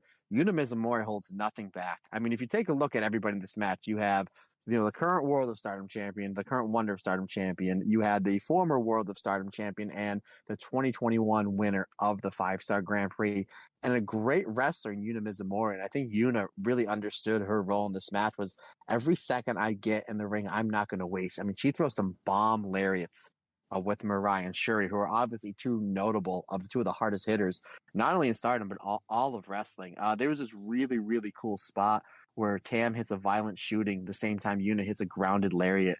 I thought that was really, really cool. And the psychology was great that anytime Shuri was able to get an opening on Yuna, who in my opinion was the MVP of this match, would target Yuna's arm. And ultimately that was the downfall to Yuna in this match. But yeah, definitely if you have time, partner, it only runs a little over 10 minutes. Definitely check out that third match. And again, Maika, Giulia, and Tekla versus Mayu Saida and Momo Kogo was great. Momo Kogo really showed out in this match. And also, if you like Saida violence, which I know you do, partner, there's really great segments of Saida and Maika just beating the crap out of each other. But again, Momo Kogo did a great job really showing out in this match and really building her up and really building the heat up with her and Giulia. Eventually, I think that's going to go into a New Japan Strong Championship match, because if you did see the Giulia 4-way match from the ECW arena after Giulia won with the Northern Lights bomb on Giselle Shaw, Momo Kogo got right in her face, and the two of them had a little bit of a pull-apart brawl. That's kind of what happens here. And Saida does a great job standing up for Momo Kogo as well. But a lot of stuff gets built up in that final match before we get in the 5 stars. But yeah, all 4 of those matches were great, but definitely check out Tam and Yuna versus MIRAI and Shuri, as well as the 6-person tag match with Stars versus Donna Del Mundo. But let's talk about these 5-star matches, good sir. Absolutely. We kick straight off into Saori Anou defeating Hanan. And I think it's fair to say, aside from the Hanan and Azumi match, which was fantastic, this might be Hanan's best outing of the tournament. I agree. I mean, not only is her offense coming across as so much smoother, but also she's so much better in defense as well. And when you've got someone who is as flexible as Saori Anou and is able to manipulate you into such ridiculous places, you've got to be good at selling that visceral pain. And I feel like Hanan is doing that superbly. And I do feel like in many, many ways, she's the next big babyface in Stardom. She's 18, or is she not? She's 19 now, I believe. She's 19 years old, and already you can see the star power in her. And she lost this match. I mean, Saori Anou, having a great tournament, but for me, it's all about Hanan, Matt. Yeah, and the fact that she's added some more submissions into her game. Obviously, she has the judo throw and that knee bar rolling submission and the knee bar rolling into the pin, which I like how she uses those two, the knee bar into the pin and the judo throw as almost like a defensive maneuver. Like when someone's getting an advantage and a running advantage, she uses the judo throw to maybe work towards the arm. And she's been adding some new armbar submissions. And what a better place to display it is in matches that you're going to get the most eyes on you, especially against, an Azumi, a MIRAI, a Giulia, or Anou. But yeah, this is really good. And then Saori is really building up her offense. And she's really starting to use, she almost kind of worked like a very explosive, like high-speed style offense, very similar to like a Saya Kamatani. That's what I've noticed over the handful of months with Saori Anou in Stardom. And then, she's building. And then Han nowhere catches her with that knee bar rolling cradle for a close 2 count and the 17 roll up. But ultimately though, and then, it just takes Saori just a split second to, kind of get wrist advantage that gets into the reverse waist lock that just basically sends Han onto her head with the German suplex, but ultimately finishes Han off with the temp. How do you pronounce that finish, Rob? The Temps Tendre, I think. Temps Tendre. All right. And if we have it wrong, folks, you know how to get a hold of us. We're all about proving. But yeah, it's basically a flipping neck breaker that basically does Hana in at about the 12-minute mark. And I like that these matches are getting time. But yeah, this was excellent. I actually had it at 3 3/4 stars. Really enjoyed it. Completely agree. Completely agree. Not to detract at all from Anno's performance in this. Hanan, for me, has been, again, very similar to what I said about Amisori earlier on. She's progressing so well in this tournament. And we said it so much in the lead up to the tournament that having these high caliber singles matches, over a short space of time, it's only going to lead you to improve in ring. It's happening for Hanan. It's happening for Hanan again after it happened for Hanan last year.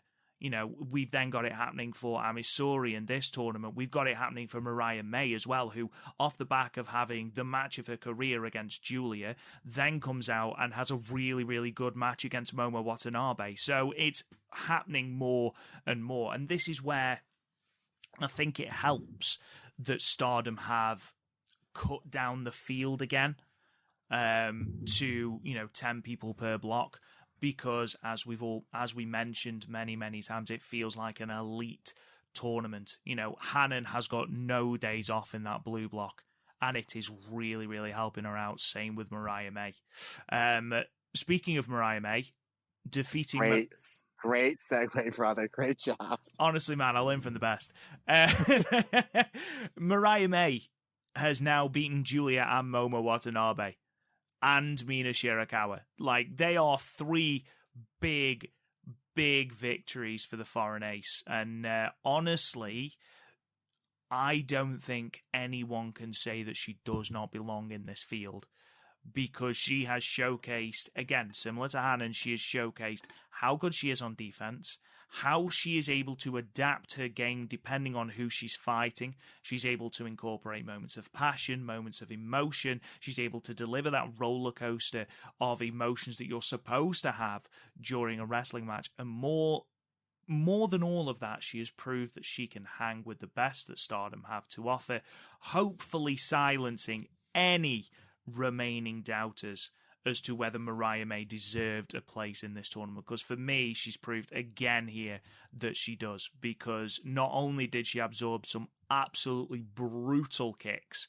that we now come to expect from Momo Watanabe, but she's constantly adapting, as proved by the Once Upon a Time move that she broke out to get the pinfall, and she did it really, really quite seamlessly as well.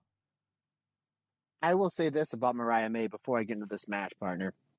I've had at least a dozen of my friends that I know in the wrestling business that would be scrolling through social media, and they would see pictures of the Mariah May, and they're like, who is this? They would click on her bio, and they see the word Stardom, and I would immediately get a tweet, a DM, or if they had my number, a phone call or a text, because I know a thing or two about Stardom because I do a Stardom podcast with the author of Living the Dream, Stardom's 10th anniversary in review, handsome, Big Daddy cool himself, Rob Goodwin Diesel. Beautiful. Rob, yes, there it is.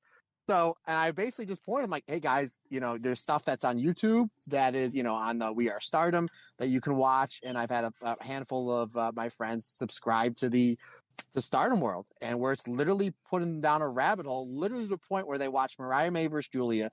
They've heard who Giulia is, and they've gone down a rabbit hole. So because of Mariah May, some of my, friends in the wrestling business are now watching Stardom, and I'm getting busier than ever answering questions, which I absolutely love. So thank you, Mariah May. I greatly appreciate it. And again, it's that's our main mission for this podcast, is to get as many people to watch Stardom as possible. And this is obviously, people seeing Mariah May, starting watching her matches, and then seeing her in the ring with a Momo, a Mina, or tagging with the Mina. Or I had a lot of people that loved the tag match with Rose Gold versus Natsupoi and Soria New. And then a lot of people are now, what's this Bai Poi thing? I'll be here till tomorrow putting over Bai Poi. Regardless, this match, Rob. So Mariah May does the reverse. She does the Uedo tie to Uedo tie. She jumps Momo Watanabe with a dropkick, sending her to the floor, hits a dive, and then she goes to grab Momo's bat. And then she gives the bat to Waka, saying, no, I'm not going to cheat. And that gives Momo the advantage to hit a blistering kick, and Uedo tie's got a Uedo tie, sending poor Mariah May, who's trying to play by the rules here, right through some chairs. And then eventually, the match gets going. It's a great match. The ref gets blinded, and then poor Waka's got this bat. Momo just takes the bat away from her, starts beating up poor Waka. Waka had nothing to do with it. Like, and what a heel thing to do. Everybody loves Waka. She's guarding this bat, not to give to Mariah May, but to say, make sure there's no cheating. And then Momo's like, where's my bat? And like, oh, that jerk Waka has it. Like, no, not because she's trying to use it, because she's trying to protect the match from being clean. What a heel thing to do. Momo Watanabe's the best. I love the spot where they're fighting on the apron, and Momo goes for the beat driver on the apron, and it makes perfect sense because we've seen Momo do this since pretty much 2018, kind of her thing to do. But Mariah May flips out, and that's how they do she does the power bomb off basically off the apron onto the floor. I absolutely love that. I love Momo escaping the happily ever after tombstone, and Mariah May turns around. She turns around for a brief second, and the next thing you know, her lights are out because Momo hits that brutal Mirko Crow Cop style head kick. They do a great ref line spot that, like I said, leads to the bat shot. Again, if you're going to cheat, please don't do it in front of the referee. Momo eventually hits the B driver for a 2 count, hits another huge head kick, locks in the crossface chicken wing, gets the tequila sunrise, and then goes for the peach sunrise combination.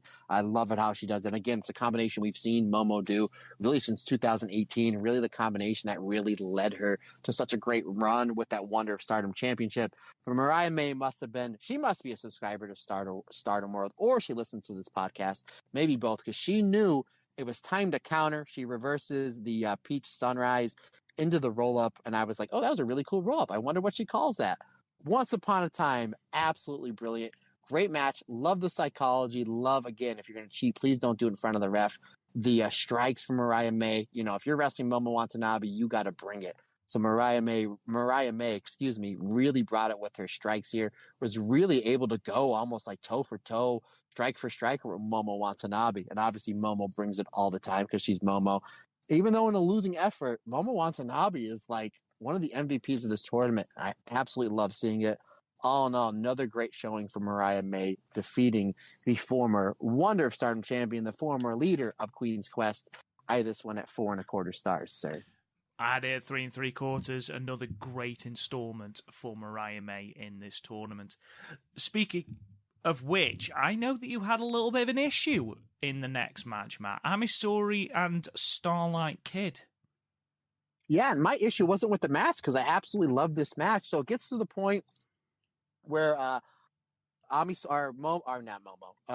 Starlight Kid goes for the Momo latch. And this is a great spot. Goes for the Momo latch. On the way down from the Momo latch, Ami catches her in the Boston Crab. And all of a sudden, the video freezes, but I can hear the volume. So I'm like, that's really weird. And I let it go. And eventually you hear the bumps, the oohs and ahs, the 1, 2, 3. Ami Sourei gets announced as the winner. I said, that's weird. So I rewound it. Same thing, same spot. I clicked off Stardom World, clicked back on, same thing. I went and watched the next match, which we'll talk about, went back, same thing. So like 4 or 5 times, I couldn't see the finish. So I thought maybe it was something, something with the camera, the editing. And I text you and I messaged you. I said, hey, when you get to this match, let me know. And as of this morning, you said, no, I had no problem with it. And a few other people I talked to, they didn't have any problem with it. So I don't know what it was. It was just really, really weird. Maybe I'll try, because I did it on the iPad. You said you watched it on the iPad and had no problems with it. Maybe I'll rewatch it again. From what I saw, I'm not going to rate this match. I didn't see the finish. I know how Ami Sourei builds up her finish, Starlight Kid as well. So I'll try to go back and watch it again and give it a quick review next week, or just put it up on social media. So out of the sake of being respectful to Ami Sourei and Starlight Kid, it was gaining, in my opinion, to a 4-star match, but I can't give it an actual rating without seeing the final 2.5, 3 minutes. What I saw, I absolutely loved it. But again, I can't give a review for a match I didn't completely see. Again, maybe it was on my end, but I will definitely try to go back and watch it and give a better review. The finish is really, really good. There's a moment when the camera work, so Ami Sourei gets thrown into the corner. And because of where the camera is, you only see Ami Sourei's feet.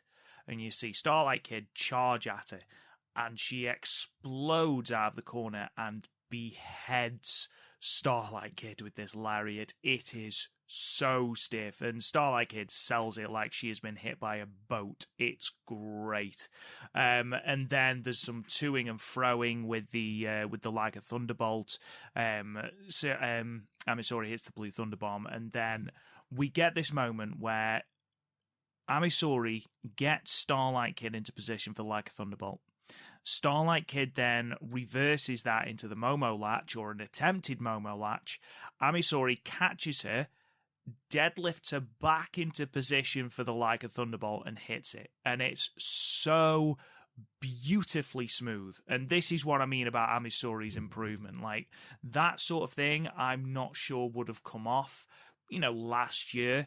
But here, she does it so well and so confidently, and whether that is a strength thing, whether that is an experience thing, it is brilliant. Fantastic, fantastic finish to the match. If you don't see anything from this show, watch that lariat and that transition from the Momo latch into the Like a Thunderbolt, because both are beautiful. We move on then to the main event. The third straight victory for Natsuko Tora, moving her to 12 points. Matt, is the Poi Revolution over? Never, Rob Goodwin. How dare you, sir? How dare you? I'll tell you what, buddy. I don't know which match I like better from these shows we're reviewing. This one or Maika versus Utami, which once again goes to show how great the tournament it is. Everybody has different matches, and I'm sure everybody's top fives are different. But I thought this was probably Tora's best match of the tournament. And we've been ranting and raving. This is becoming the the Natsuko Tora show. This was my favorite match he's had of this tournament. Again, great matches with Tam, Shuri, Mayu as well. But this one for me is my clear favorite. I thought this was great, and I liked it how Natsuko brought back the Whiskey Fairy to combat Tora. So she tries for it early on. It doesn't happen. They thought, that'd just be the only one spot for it. Then there's a really cool spot where Poi gets out of the DVD, and then it goes to Tora's arm. And I'm like, what's she going for here? Like, it's not like Natsupoi's a shooter. She's not Shuri, you know what I mean? She's not Shibata. But she turns the arm bar into a really good triangle choke. And Tora they do a great job milking it. Tora does a great job selling it. Natsupoi's got, she takes the slack out of the submission. There's no hole, so it's like you can believe it. It's believable. Finish. And then Tora does the Rampage Jackson bomb to escape. I thought that was really cool.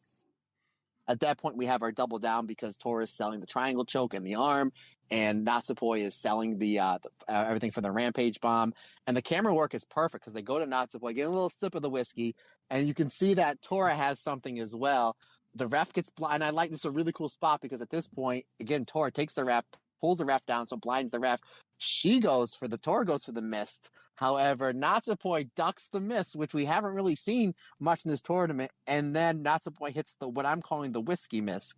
So she hits the whiskey mist into the super kick, German suplex, and then she goes to the top and hits the Ferial gift. And I thought that was the finish. Oh my God, what a great finish. However, Natsupoi Tora is able to kick out. She comes back, hits a lariat, DVD for 2, and then follows up with the Swanton Bomb. I thought this entire match was great, but that finishing sequence was just absolutely perfect because you didn't know which way it was going to go. You didn't what's Natsupoi doing with the whiskey mist. Tora's got the mist. Tora again blinds the ref, but it goes against her because she's the one that takes the mist.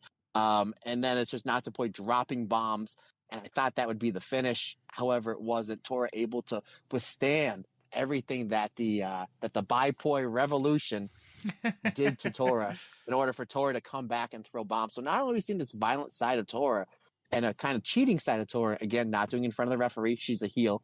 I'm a heel, as Jim Cornette would say. But now we see that the fact that she can take this punishment and then bring it back. Again, a complete other side to Tora. She's beaten Mayu. She's beaten Tam. She's beaten Natsupoi. She can lay claim to an IWGP title shot, a tag team title shot, and a World of Stardom tag team title shot if she does not win this tournament. And again, not only did she defeat Tam, and I failed to mention this in my review for the Tam match that we just did a little bit ago, she beats Tam in this tournament. She also eliminated Tam from the Cinderella tournament earlier this year as well. So does she have Tam's number, Mr. Goodwin? That's the question. I mean, she's got a lot of victories, a lot of singles victories over Tam. So maybe, I mean, this again could be a story that they tell, whenever they do face off. And I do feel like Tora is hugely overdue a red belt match. And I don't know whether it's just because I'm sort of embroiled in the middle of this tournament and I'm loving what Tora's doing in this tournament. But I would love to see Tora dethrone Tam. not instantly, give Tam a couple more months, give Tam that victory over Mayu. I think that's important that happens. But I would love to see Tora be the one to dethrone Tam. Really tie that rocket to Tora. I mean, Stardom have proved that they're not scared of doing that. Obviously, B. Priestley's the one that springs to mind. Tam defeating Giulia in the first place springs to mind as well. Utami dethroning Mayu. They've proved that they're not scared of attaching their top prize to someone that we might not expect. So why not Tora? Why not Tora? Proper legitimize her as the company's top heel, especially on the back of the good work that she's been doing in this 5-star. But that does leave us with the block standings. So this is how we are. 12 nights into the tournament. We're about a month away now from the final. And as I mentioned at the start of this, we've got a lot of women who are nearing the end of their tournament matches. 9 matches per woman, don't forget. So we have got Tora, who is currently 6-2 on 12 points at the top of Red Star's block. Natsupoi, who is 4-1-1 with 9 points in second place. We've then got 3 people tied on 5 points. Syuri and Tam, who are both 2-1-1. And Mayu, who's 2-2-1. We've then got 3 people tied on 4 points. Amisori, 2 wins, 2 losses. Suzuki and Starlight Kid, both with 2 wins and 3 losses. We've then got Hazuki on 1 and 3 on 2 points, and then, of course, unfortunately, Saya Kamatani as well. Now, it's worth noting that final night and Tora's last remaining block match is against Hazuki. Hazuki cannot lose or tie a match and still get through. I fully anticipate Hazuki winning every match and defeating Tora on the final night, which will give her a record of 6-3. It'll give Tora a record of 6-3, both on 12 points, but Hazuki will go through on the tie break with Tora. It would not surprise me if Hazuki versus Tora is the block final for Red Block. Very interesting, sir. We shall see. Again, we have, I believe the final is on the 30th. So, literally a month away. So a lot can happen. Obviously, we have some fully loaded matches this weekend. But, it's really just anybody's guess. But the way that Tora just been absolutely built up in this tournament, and the fact that she has those wins that we just talked about, I just don't see her really making the final because you've already established that you have these wins. You've already established her that way. However, they can go all in with her, pun somewhat intended, on the all in. But it's very, very interesting to see. But again, kudos to Stardom on absolutely brilliant booking on taking somebody like Tora and just making her a legit badass main eventer. We move on then to Blue Block, where it really is anyone's game. You've got 5 people at the top of the block, all tied on 6 points. Momo Watanabe, 3-1. Mariah May, Mina, and MIRAI, all on 3-2. And then Sioriano, who is 2-3-2. So that's 5 people all tied at the top of the block with 6 points. You've then got Maika, who is 2-1-1. on 5 points. Giulia, who is 2-2-1 on 5 points. Utami, who is 2-2 on 4 points. Azumi, 2-3 on 4 points. And Hanan, who is 1-5 on 2 points. I think realistically, Hanan isn't making the final. I don't think anyone really had Hanan making the final anyway. But at the moment, I would argue she is the only one who is definitely out of the tournament of either block. I don't think that's out of. I don't think that's wrong, Matt. No, you're absolutely right, my friend. You're absolutely right. I would be surprised if not Hazuki. What am I on about? I would be surprised if Utami on that final night. I know that Giulia and Utami are well down the block standings at the moment. But I would be very, very surprised if Giulia and Utami isn't the block final for Blue Stars. Amazed, in fact.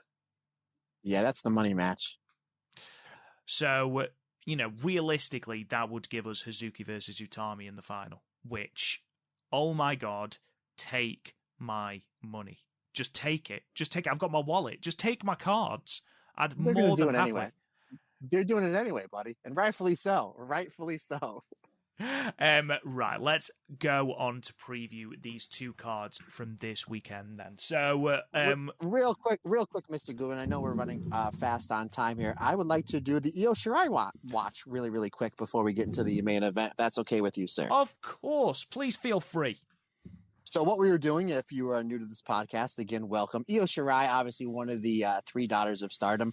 We're going to start doing what Io Shirai, the current WWE Women's Champion, has done this week in wrestling. So she wrestled Zelina Vega for her V1, her first title defense of the WWE Women's Championship match, our championship. There was a promo backstage with all three members of Damage Control, Io, Bayley, and Dakota Kai. I forget the ring announcer's name that was doing the announcement, that was doing the interview. She was very short, and Bayley said, "What are you? Are you the newest recruit for the LWO? Because they only hire short people." Which then Io kind of rolled her eyes because Io is not Andre the Giant or this is a Stardom podcast. She is not as tall as one Lady C. The match was really good chain wrestling to start the match. Zelina Vega got the early advantage. We got some Damage Control interference. They built the match around Zelina Vega's Code Red, which I believe is her finisher. She hits this for her comeback. She hits this really beautiful meteor, and obviously Io, who has taken several meteors and or Samatos from one Momo Watanabe. So Io knows how to take it.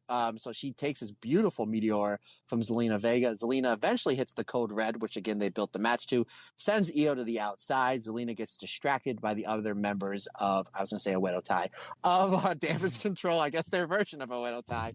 Io eventually throws Zelina into the steps. She pitches Zelina back in the ring and hits the picture perfect moonsault in a little over 6 minutes. Great match. Wish it got more time. I had it at 3.5 stars. And that is the Io Shirai watch, Mr. Rob Goodwin, for the week. I feel like we need a jingle to introduce the Io Shirai watch. I feel like we need it. Let's do it. Oh. Just say bye, Poi. We'll just do a jingle, bye, Poi. And that'll do it. If there are any budding musicians out there that want to do as a jingle for the Io Shirai watch, please get in touch. So we talked a little bit about the show on the 2nd, which isn't the pay-per-view. It's night 13 of the 5-star Grand Prix, the one from the brilliantly named Hiroshima Prefectural Fukuyama Industrial Exchange Center, Big Rose. We've talked a little bit about the 5-star matches. The undercard is as follows. Hanako versus Starlight Kid versus Tekla versus Mei Seira. We've then got a 6-woman tag match. Megan Bade, Suzu Suzuki, and Maika versus Hazuki, Koguma, and Momokogo. You've then got a tag team match with Tam Nakano and Yuna Mizumori taking on Miyu Amasaki and Lady C. We've then got an all God's Eye affair in what is a white belt prelude match. You've got Syuri and Konami taking on Mirai and Saki Kashima. And then we've got those 5-star matchups. Utami versus Mariah May, Mina Shirakawa versus Azumi, Giulia versus Momo Watanabe, and Mayu Iwatani versus Amisuri. Now, I am anticipating Utami beating Mariah May. For the reasons that we discussed, I do think that it'll be Utami and Giulia at the top of Blue Block come the final night. Therefore, I also expect Giulia to come out on top against Momo Watanabe. Mina Shirakawa will probably get the victory over Azumi, sort of rectifying the momentum she lost losing to Mariah May at Korakuen. And then Mayu Iwatani versus Amisuri. I do anticipate that Mayu will probably get the victory over Ami. Though, to be fair, I did think that Starlight Kid was going to get the victory over Ami. So anything is possible. Matt, do we differ on any of those? No, I kind of agree with you. So that means, folks, put your money on Mariah May, Amisuri, Momo Watanabe, and Azumi. The only one I'm kind of, again, we could go 0 for 4 here, just because that's just how it works. Absolutely. The only one I'm not sure on, I'm agreeing with you, but not wholeheartedly as the other three, is Azumi and Mina Shirakawa, which is the genius, one, of this tournament, and two, the way Azumi wrestles against these main event wrestlers. We've seen her that Azumi Sushi has beaten the main eventers in this tournament before, very much like Utami, very much like Sherry. Sherry's fell to it a few times in this tournament, so it can very well spell Mina's demise, but all four of these matches all look great. And may I do say, I'm looking at this show undercard-wise, that 6-person tag match with Team Megan Bayne versus the Stars team. The fact that we're going to get Hazuki violence on all three of those ladies, meaning Megan Bayne, Maika, and Suzu Suzuki. Oh boy, I'm excited for that.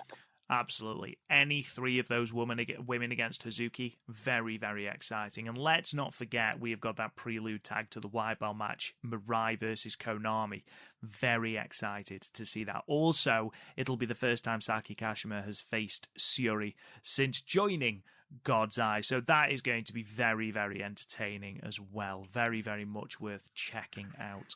However, the main event of the weekend is the pay-per-view, the 5-star special in Hiroshima from the Hiroshima Sun Plaza. I don't think you can buy the pay-per-view as of this time of recording, which is Wednesday, but I think it usually goes up on either Thursday or Friday morning. So go and check out We Are Stardom. They tend to put it up. I'm sure Sonny will put it up on the We Are Stardom pay-per-view channel, Twitter page. We have got, in terms of this pay-per-view, we have got the 5-star matches, Utami versus Momo Watanabe, which in itself is going to be a fantastic match. Tam Nakano versus Starlight Kid. I am putting no money whatsoever, but I do think that Starlight Kid could get a victory there. Now, She needs it. Yeah. She needs it. Otherwise, I think she might be eliminated if she doesn't win. I think if she ties or loses, I think she's out. So, yes, she will be out because Tora can only lose 3 matches. So, basically, Suzu Suzuki can only afford 1 more loss. Starlight Kid can only afford 1 more loss. Hazuki can only afford 1 more loss. So, yeah, I fully believe that Starlight Kid defeats Tam. Also sets up another red belt challenge for Tam. We've seen a lot of teasing of that throughout the last couple of months, really. So I can see that happening. And then we've got Mayu Iwatani versus Syuri, which we've seen Mayu Iwatani versus Syuri before. We know what is going to happen. That one's a little bit tougher to predict, as I don't think anyone really sees Mayu or Syuri making the final. Whoever wins that, it's going to be a fantastic match. But I can't really pick a winner there. Would it surprise you, Matt, if that goes to a time limit draw? No, that one's going to go to a time limit draw. That's what my official pick on that one is time limit draw. And you look at Utami and Momo. They've yet to have a singles match since Momo defected to Oedo Tai like 2.5 years ago. So that's interesting for a lot of reasons. Jesus, is that how long ago it was? No, a year and a half, 18 months. Yeah. Oh, what did I say, 2.5? Yeah. Oh my God, you're making me feel old then, Matt. No. Good God, don't do that. I don't need any help. We then move on to the 4 title matches on this card. We start with the high-speed title match. Saki Kashima against Momo Kogo. Saki Kashima, at the time of recording, is on 95 days with the title, which means that she will be approaching 100 days. I think it'll be 98 by the time the pay-per-view is coming up. And of course, this will be V3 if she is successful. Matt, I think we both agree that as good as Momo Kogo is getting, as much as she's improving, there is not a cat in hell's chance that Saki is dropping it to Momo. I wouldn't say that. Not a cat in hell's chance, my friend, but it's pretty close. Yeah, I think we all see where this is going. That's eventually going to be. They're giving Saki her run, and rightfully so. But eventually, it's going to wind up in with Mei Seira, finally getting that win because they've been teasing that up. But this will be a really, really good match. Momo Kogo is fantastic, very underrated, very well improving. I mentioned on the show last week, very much well loved in the world famous ECW arena.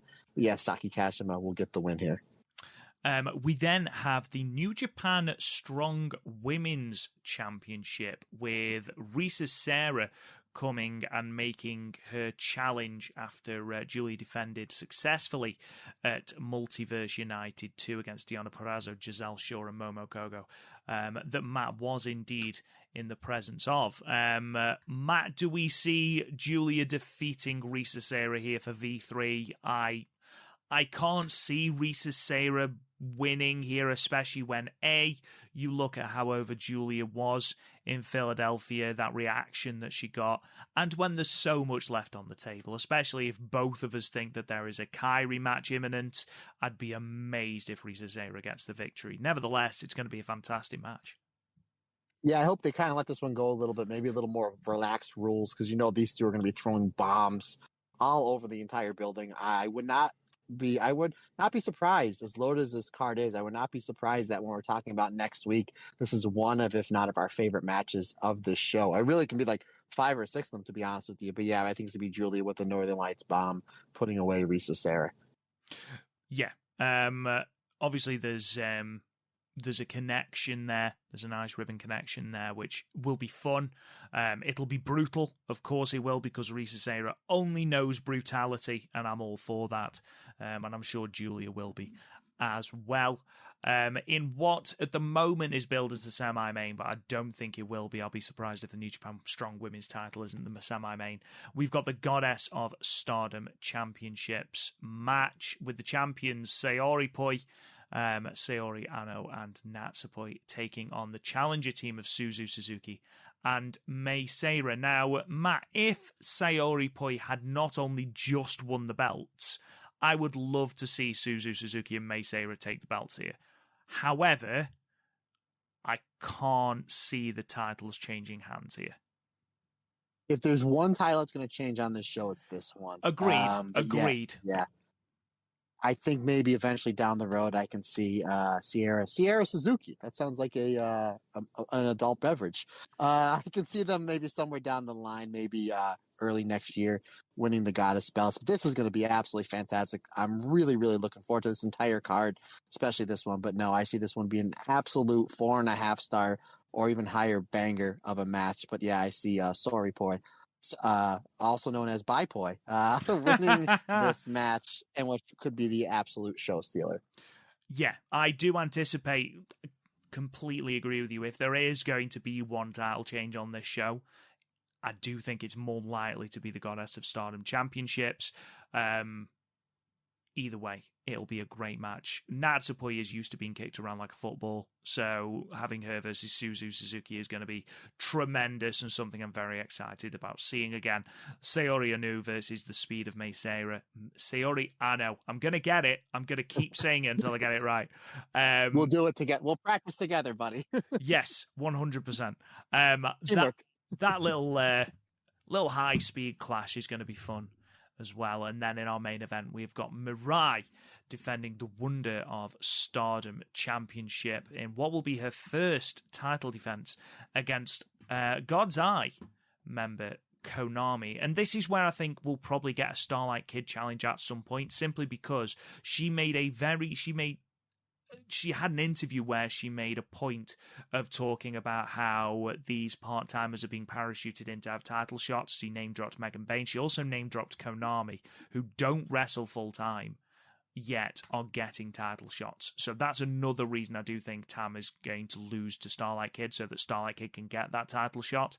This MIRAI versus Konami, it's going to be great. MIRAI uses her arm for lariats, the Miramare shock, and the Miramare. Konami, her primary offense is targeting the arm. It's going to be very, very much a case of, can MIRAI withstand all of the submission moves of Konami? It's going to be a fantastic match. Unfortunately, I think Konami is going to come up short against MIRAI, whether it's having the triangle lancer locked in or the armbar locked in and MIRAI just managing to stack her up or something like that. It's going to be a great match. I'm very much looking forward to it, Matt. Yeah, it's going to be a banger of a main event. I believe this is Konami's first singles match since Giulia, Dream Queendom, back in 2021. I believe so. I think she's just done multi-person matches. I could be wrong. But yeah, I mean, this match, the psychology, the styles make fights, it's all right there. This is going to be a banger. This is going to be fantastic. This entire card is going to be great. But, real quick, Rob, you know what match was supposed to be on this loaded card? Go on. Hazuki and Mitani. Wow. So you take this card, take a look, and now we have a great replacement. FWC versus O2 Lion Azumi and Miyu Amasaki is going to be great. Don't get me wrong. But you look at this card, I'm like, wow, this is loaded. This is going to be worth every cent, times 5, right? I mean, this is going to be well worth the money for the pay-per-view. But then if you're going to add Hazuki versus Mitani onto it, oh boy, howdy. But regardless, excellent card. Yeah. Absolutely. And hopefully, ladies and gentlemen, you enjoy it as much as we are going to look forward to reviewing it next week. Other than that, there are no Stardom shows next week apart from those 2 that we've discussed. So hopefully it'll be a little bit more of a succinct show next week as we've topped 2 hours once again. Matt, apparently we just can't stop talking about Stardom when we get going. But I just wanted to say again, thank you to everyone that listens on a regular basis. Honestly, we can't do this without you. If you haven't already checked out our Patreon, it will be wonderful if you could. Any amount of support is amazing. You can join for as little as $1 a month. Or you can check us out on the free feed. If you are, make sure you subscribe wherever you get your podcast. If you can leave us a review and a 5-star rating, it would help us out massively. It really, really would. I can't overstress that enough. And then on top of that, you can find us on social media at the Stardom Cast, where you can also subscribe to our YouTube channel under the same name. If you want to talk to me on Twitter, you can at Real Rob Goodwin. Matt Turner, we've taken up enough of these beautiful people's time. Please sign us off, good sir. Absolutely. You guys want to get a hold of me, questions, comments, you just want to tweet at me, by all means, please do. Matt Turner OF on the Instagram or the X or the Twitter, whatever it's called. Email as well. You can email me anything you want, including the StardomCast22 at gmail.com is the best way to get a hold of me via email. Folks, we cannot say thank you enough. Like I always say, it's just not my podcast. It's our podcast, because when all is together, everybody's different, everybody's special.